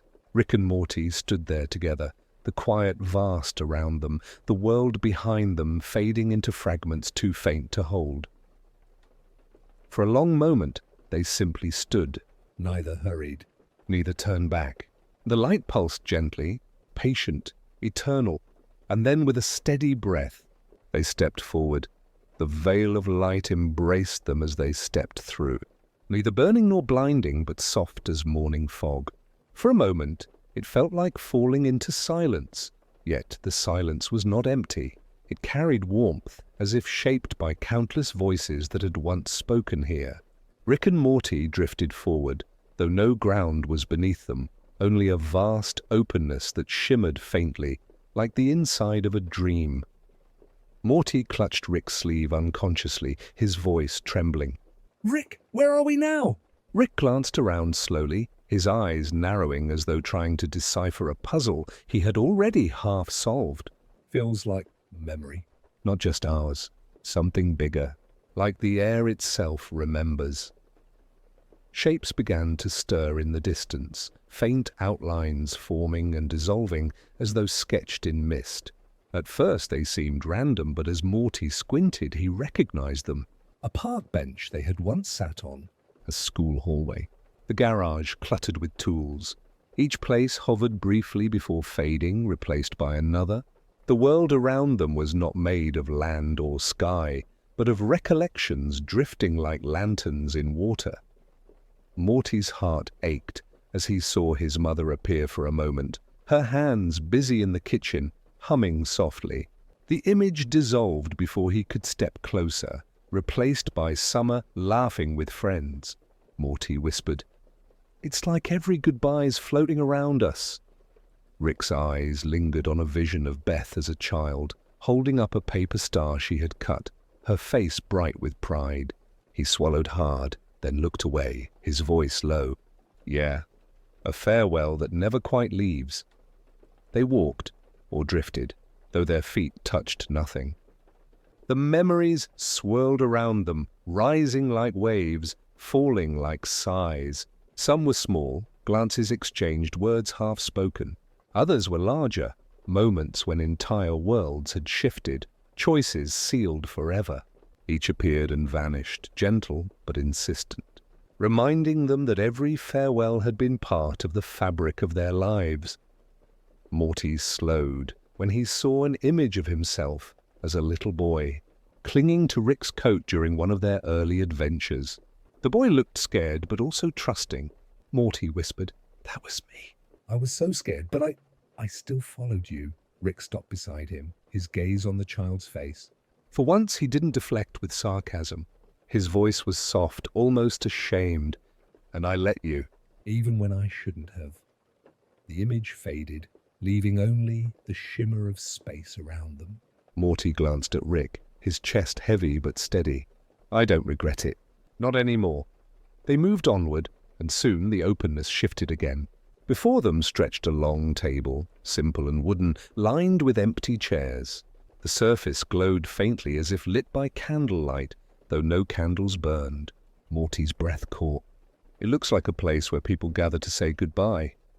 Rick hesitated, then sat down heavily in one of the chairs. The wood felt solid under him, though the world was made of memory. Morty followed, sitting close. One by one, the chairs around them began to shimmer with faint shapes. Not solid, not alive, but outlines of those they had loved and lost. Morty thought he recognized faces, his grandparents, old friends, even strangers whose paths had crossed theirs only briefly. None spoke. They only sat, their presence filling the air with a quiet gravity. Morty felt tears sting his eyes. "They're all here." Every goodbye we never really said. Rick rested his arms on the table, his head bowed. His voice cracked slightly. "I've said too many goodbyes, Morty, and none of them ever felt right." Morty's hand trembled as he reached out, resting lightly against Rick's sleeve. "Maybe it's not about saying it right." Maybe it's just about letting it happen. Letting them know we remember. The shapes around the table glowed faintly brighter, as if in agreement. The silence deepened, but it was not empty. It was full of farewells, of gratitude, of all the unspoken things that linger in the heart long after voices fall quiet. For a time, Rick and Morty simply sat. Neither spoke, neither moved, but both felt the weight of the gathering, the soft pull of memory settling into them. Morty closed his eyes, listening not to words but to the hush of presence all around, as though the room itself breathed. Eventually Rick lifted his head, his eyes shining faintly in the glow. If this is memory, Morty, then maybe the point isn't to escape it. Maybe the point is to sit with it. Even when it hurts. Morty nodded, his voice thick but steady. Yeah, because goodbyes mean we had something worth missing. The table shimmered once more, the shapes around them flickering gently like lanterns in a slow breeze. One by one, they began to fade, dissolving into light. None left abruptly. Each lingered just long enough to be felt, then slipped away, leaving Rick and Morty at the table alone. Morty exhaled, long and shaky. I think that was their way of saying goodbye to us, too. Rick leaned back in his chair, staring at the fading glow. His voice was soft, almost a whisper. Maybe, or maybe it was our way of finally letting them go. The table dimmed, then dissolved, leaving only the vast openness once more. The light ahead shimmered faintly, calling them forward. Rick stood slowly, Morty rising beside him. Neither spoke for a moment, the hush between them filled with everything they didn't need to say aloud. Finally, Morty broke the silence, his tone gentle. So what's next? Rick glanced at the horizon where the light pulsed softly, endless and patient. His lips curved in the faintest shadow of a smile, tired but sincere. Next, Morty, we keep walking. That's all we've ever done. Together they stepped forward, the world of memory receding behind them, the path ahead unfolding in silence. The air felt lighter now, as if the burden of countless farewells had eased. Still, their hearts carried the warmth of what had been, even as they moved toward what waited. The light deepened around them, steady and calm, like the glow of a final hearth before night. And though the silence stretched vast, it no longer felt empty. It felt full of every memory, every farewell, every piece of love that had lingered long enough to follow them here. The light around them shifted as they moved forward, deepening into a hue that wasn't quite gold and wasn't quite silver. It seemed to hum faintly, as though it held the rhythm of a heart too large to belong to any one being. Rick walked with his head lowered, his hands heavy at his sides. Morty kept close, the silence between them warm rather than sharp. They didn't need to speak. The air itself carried enough weight for them both. After a while, Rick slowed. His gaze caught on something that shimmered faintly at the edge of the path. He reached into his pocket, fingers brushing against the clutter he always carried. Screws, scraps of wire, a bent lighter, odds and ends from 1,000 adventures. For once he didn't grip them like tools. Instead, he pulled one piece free, a small metal gear worn smooth at the edges. He crouched and set it gently on the ground, where it glowed faintly before sinking into the light. Morty tilted his head. What was that for? Rick didn't look at him.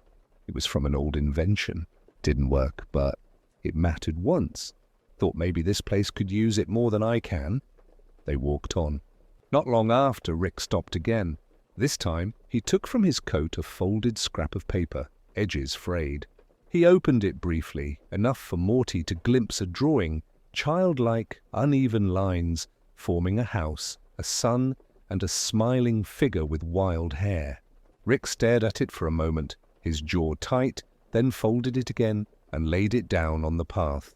The light absorbed it with a faint shimmer, as though grateful. Morty's voice softened. Beth drew that, didn't she? Rick didn't answer directly. His shoulders lifted in the faintest shrug. But the silence said enough. They continued, the path glowing softly beneath their feet. Rick's steps grew slower, as if each one required thought. Every so often he paused to leave something behind. A broken flask, a cracked pair of goggles, a pen that no longer wrote. None of them seemed valuable, yet each carried a weight, a story too heavy to carry forward. Morty watched quietly, his heart aching as he realized what Rick was doing. You're leaving pieces of yourself. Rick gave a low chuckle, though it was weary rather than amused. Call it spring cleaning. Can't take it all with me. Don't want to. Morty nodded, his own eyes stinging. He bent down once, scooping a pebble from the path, though he knew it wasn't truly stone. He held it tightly before setting it back down, whispering something only he could hear. Rick glanced at him, then gave a faint nod of approval. As they moved deeper, the world around them responded. The light rippled gently each time Rick left something behind, as though the fabric of the place absorbed his offerings and grew steadier from them. The air became warmer, softer, as though the burden of memory was being shared. At one point, Rick pulled from his pocket a tiny music box, dented and tarnished. He wound it carefully, and for a brief moment, a lullaby played. Thin, wavering notes that carried more. Silence than sound. Rick listened, his eyes distant, then set the box down. The lullaby faded as the light swallowed it, but the air seemed to hum with its echo long after. Morty whispered, "That was beautiful." Rick's voice was rough. "Yeah, but it wasn't mine to keep forever." They walked on, the silence now threaded with the faint memory of music. Rick's posture eased, the tightness in his shoulders softening, as though the act of leaving things behind had unknotted something inside him. Morty noticed, and though he said nothing, he felt a quiet pride swell in his chest. After a time, Rick paused again. From deep within his coat, he drew out something Morty hadn't seen before, a photograph, its edges worn. The image was faint, colors fading, but Morty could just make out a younger Beth smiling at the camera, her eyes bright, her hand clutching something unseen. Rick stared at it a long time, his breath shallow. Morty stepped closer, his voice barely audible. "You don't have to let that one go, Rick." Rick's jaw tightened. He traced the edge of the photo with his thumb, then shook his head. "That's the point, Morty. You do have to. Doesn't mean I forget. Just means I stop carrying it like a wound." He knelt slowly and laid the photograph on the path. The light held it for a moment, glowing more brightly than with the others, before absorbing it into its endless glow. Rick stood, his eyes shadowed but strangely calm. Morty reached out, resting his hand lightly on Rick's arm. He didn't say anything. He didn't need to. Rick gave a small nod, acknowledging the gesture, and together they moved on. The path stretched further into the glowing expanse, but now it felt lighter beneath their feet. Each offering Rick had left behind seemed to ease the weight of the world itself, as though the place had been waiting for such gifts. Morty wondered if this was what it meant to make peace. Not to win, not to escape, but to lay down the heavy things and keep walking without them. As the silence deepened, Morty found his voice again.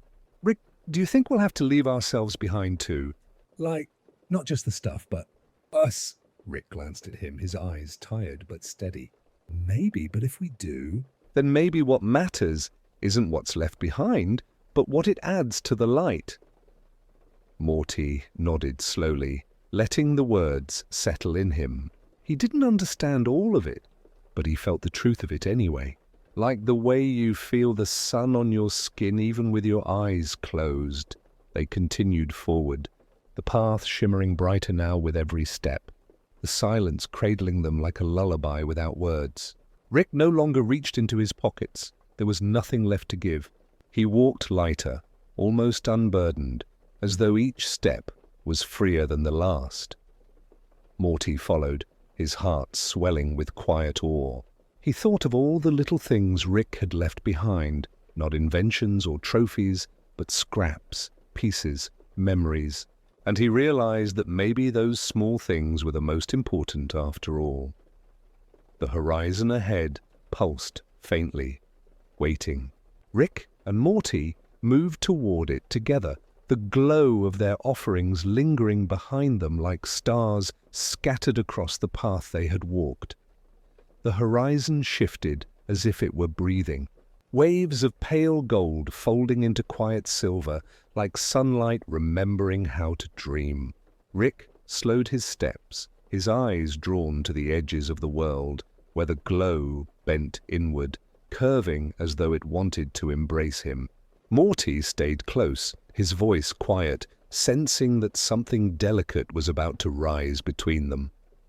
Rick's hands hung loose at his sides, but there was a stillness about him that Morty hadn't seen before.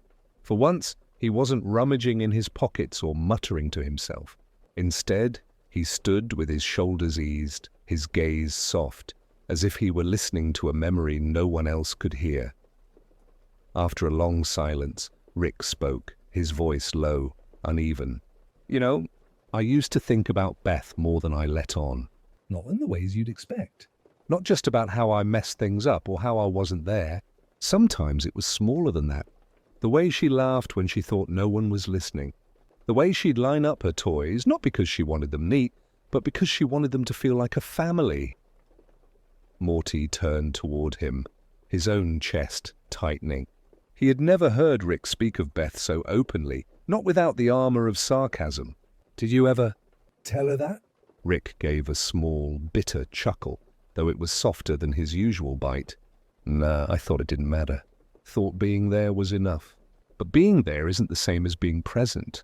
She probably never knew I noticed those things." The air around them shimmered, as if the world itself wanted to cradle his confession. Morty didn't press. He let the silence hold them both, patient, forgiving. Rick moved slowly forward, his eyes lowered. I remember one afternoon. Sunlight coming through the blinds, dust floating in the air. Beth was colouring something. Dinosaurs, I think. She kept asking me what color a T-Rex should be. I told her green because I didn't care. But she chose pink instead. Bright pink filled the whole page. She grinned, like she'd discovered something no one else had the courage to see. And I didn't laugh with her. I just muttered about accuracy. Morty's throat ached. "But you remember it now." Rick stopped walking. He stared into the shimmering light, his eyes glassy. "Yeah, I remember it now. That grin, that pink dinosaur." I remember it clearer than any invention I ever built. The glow pulsed gently around them, as though the world approved. Rick closed his eyes for a moment, and when he opened them again, something in his face had shifted. The hardness had softened, not gone, but quieter, less defensive. Morty whispered, Maybe she remembers too. Not the muttering, not the part you regret. Maybe she remembers that you were there at all." Sometimes being there, even imperfectly, is enough." Rick tilted his head, considering the words. He didn't argue, didn't deflect. Instead, he let out a slow breath, and for the first time it sounded like release rather than exhaustion. They walked further, the path glowing with every step. Rick began to speak again, though his words were gentler now, like fragments of lullabies. "She once asked me if stars could talk." I told her no, that it was nonsense. But she kept whispering to them anyway. "Sometimes I think, maybe they answered her. Maybe I just wasn't listening." Morty smiled faintly, eyes damp.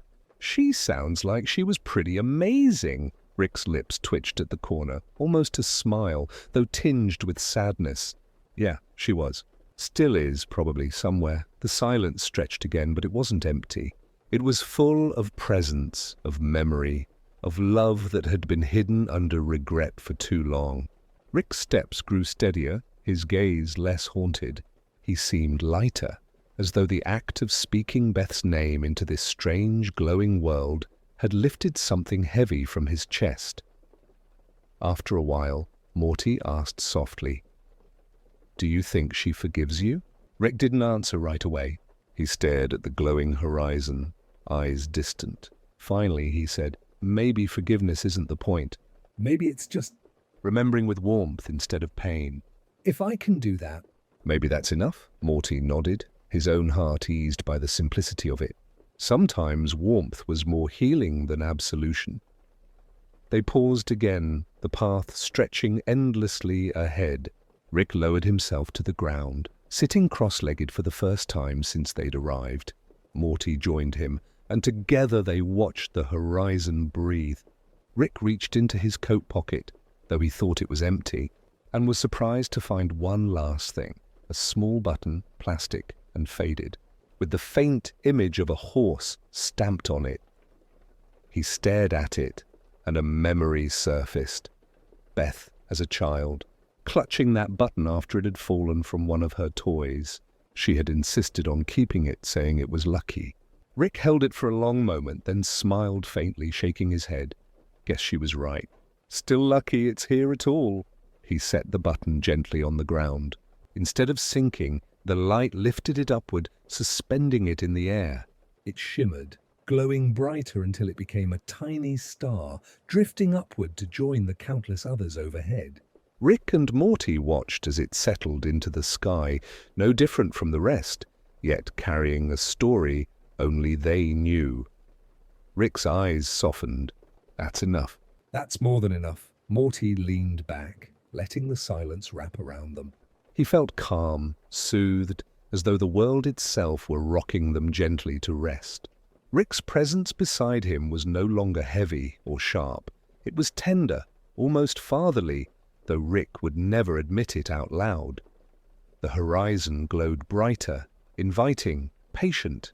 They sat for a long time without words, both of them breathing in rhythm with the gentle pulse of the world. Morty closed his eyes briefly, listening to the faint hum in the air. Rick remained still, gazing upward, his thoughts tangled but soft. Finally, Rick whispered, almost to himself, "Pink dinosaurs, talking stars." Lucky buttons. I think I get it now. Morty opened his eyes, looking at him curiously. Get what? Rick didn't answer directly. Instead, he smiled, small, quiet but real. He tilted his head back, watching the star Beth's button had become, and let the silence carry his answer. The world shimmered around them, not demanding, not rushing, simply holding them steady. For the first time, Rick seemed at peace, not because he had solved something, but because he had finally allowed himself to feel. And that was enough. The path had grown thinner, though not in a way that made it feel fragile. It narrowed like a river approaching its end, not vanishing, but gathering its waters into one final stream. Rick and Morty walked side by side, their footsteps soft, each one carrying the weight of everything they had left behind. The air was tender now, filled with a hush that felt like it wanted to cradle them both. Rick's face was calmer than Morty had ever seen it. The sharp lines of tension that usually etched his brow had eased, as though the world's glow had smoothed them out. He didn't speak for a long time, but Morty didn't mind. The silence was rich, thick with understanding. It felt like the kind of silence you share with someone you trust completely, where words are no longer needed because presence itself says everything. Eventually, Rick stopped walking. He lifted his head and looked out at the shimmering horizon. It pulsed gently, beckoning without urgency, patient as only eternity could be. He took a deep breath and let it out slowly, his shoulders rising and falling like a weary tide. Morty watched him, sensing something important was about to happen. Rick turned slightly, his eyes on Morty. They were softer than usual, the usual spark of sarcasm buried under something warmer, something almost fatherly. "Morty," he said quietly, "you ever notice how moments slip through faster than we expect?" 1 second you've got your whole life stretched in front of you, and then...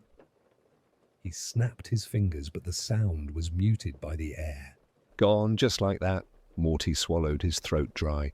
Yeah, I notice. More than I want to. Rick gave a small nod. He looked down at his hands, then slowly clenched and unclenched them. But maybe we can cheat that a little. Not with science. Not with gadgets, just by...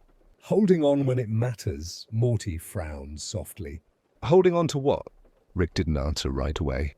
Instead, he crouched slightly, lowering himself to Morty's level. His hands, rough and scarred, reached out and rested lightly on Morty's shoulders. For a moment, Morty froze, startled by the rare gesture of closeness. But then Rick's grip tightened, steady, grounding. "Not what, Morty?" Rick whispered. "Who?" Morty's eyes blurred with sudden warmth. He blinked quickly, trying not to let the tears fall, but Rick's gaze was steady, unflinching. And then, in that strange, glowing world, something remarkable happened. Rick stretched, not his arms, not his body, in the cartoonish way Morty had seen countless times before, but the moment itself. The air slowed, thickened, like honey poured from a jar. The shimmer of the horizon paused in mid-pulse. Their breaths lengthened, each inhale and exhale expanding into endlessness. The world obeyed Rick's will, not in defiance of time, but in quiet reverence for it. Morty gasped softly, realizing what Rick was doing. You're holding the moment, Rick nodded, his eyes glistening. Yeah, just this once. No running. No drinking it away. No forgetting. Just this.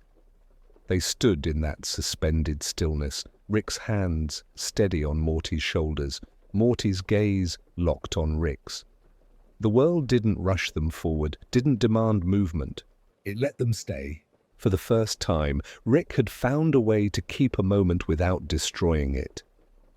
Morty's voice cracked as he whispered, "I don't want it to end." Rick's lips twitched in a faint smile, tender and sad. "It always ends, Morty, but we can make it last long enough to feel it. That's all anyone ever gets." The air shimmered with their stillness, as though the universe itself was leaning in to watch. Rick's hands trembled slightly, not from weakness, but from the weight of what he was allowing himself to feel.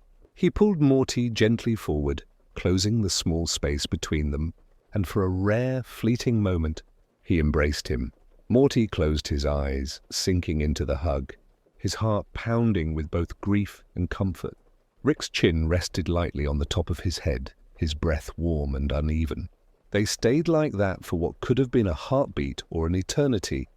Time had no meaning here anymore. When Rick finally spoke, his voice was softer than Morty had ever heard it. I've spent my life running from this kind of thing. From closeness, from caring. But maybe this was the point all along. To learn how to hold on, even just once.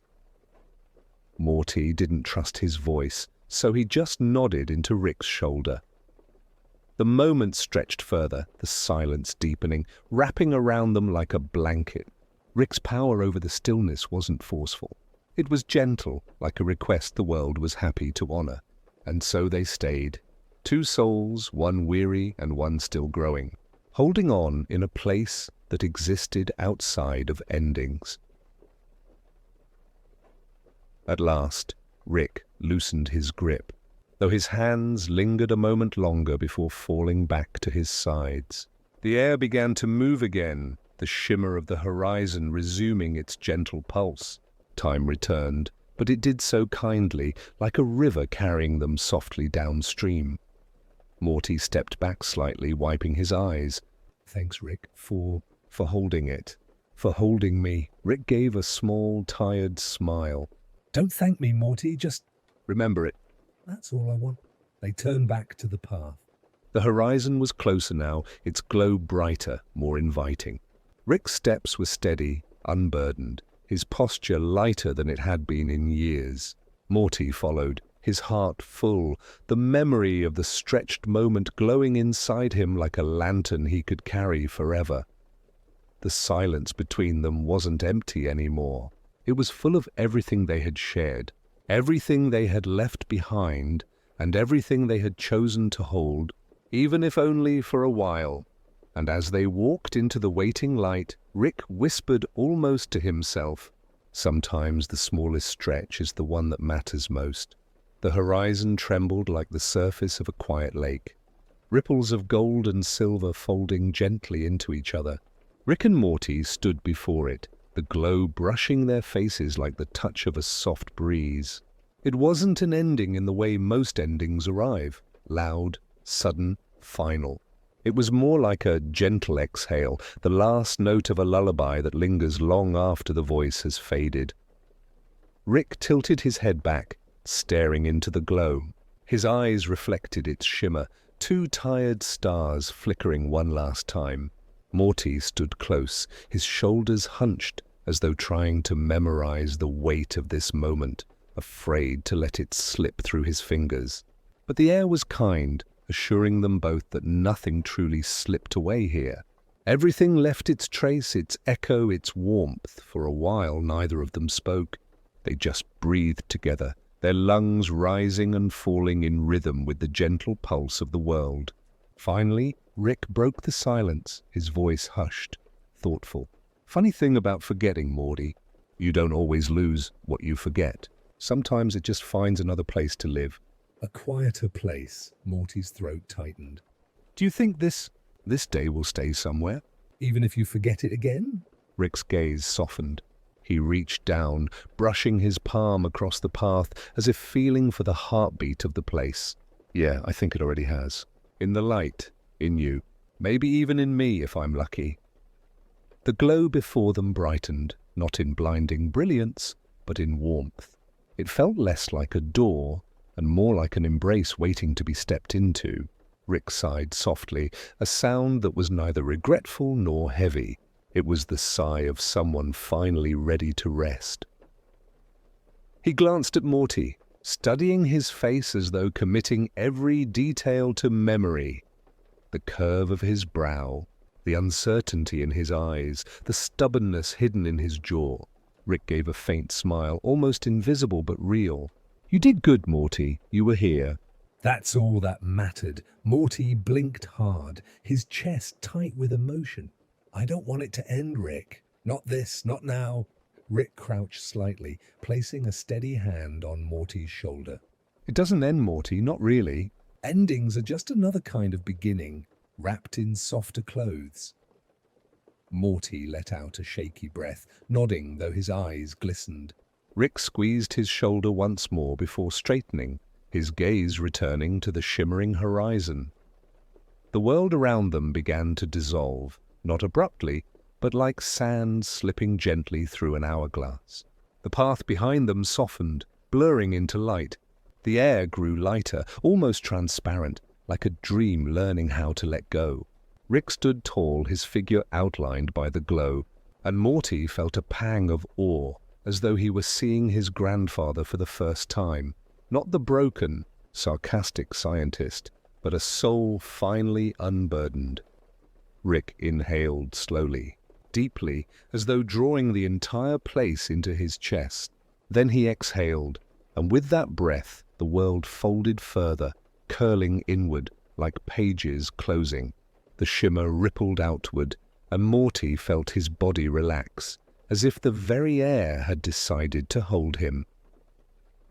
Rick's voice was soft, almost a whisper, lost in the glow. Somewhere, Morty. Somewhere I'll still be. Maybe asleep under a sun no one else can see. Maybe humming that old lullaby without even knowing it.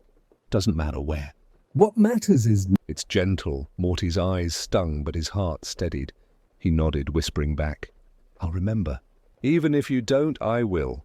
Rick gave him one last look, his expression unreadable yet filled with something Morty knew was love, even if the word never left his lips. Then he stepped forward into the glow. The horizon welcomed him, folding around his figure until he was no longer separate from it, just a part of the light. Morty stood alone on the narrowing path, though he didn't feel abandoned. The glow pressed softly against him, a reminder that Rick's presence was still here, diffused into everything. He closed his eyes, breathing slowly, and let the memories settle into him. It was no longer grief, it was warmth, soft and enduring. The horizon pulsed one last time, then stilled. The world faded into quiet darkness, like the final moment before sleep takes hold. Morty sank gently into it, his body weightless, his mind unburdened. And somewhere, beyond the edge of memory, Rick stretched one final time, not his limbs, not his body, but his being. He stretched into the stars, into the silence, into the spaces between dreams. And there he rested, not lost, not gone, simply part of the great exhale of the universe. The story ended, not with a door closing, but with a quiet truth settling in the heart, that love, however imperfect, lingers in ways time can't erase, that even forgotten days leave traces soft and indelible, that sometimes just being there was enough, and with that, the light grew still. The world folded away. The story exhaled, and somewhere, he's still out there, napping in the sun. Thanks for spending this time with us. Sleep well. Everything's gonna be okay, man.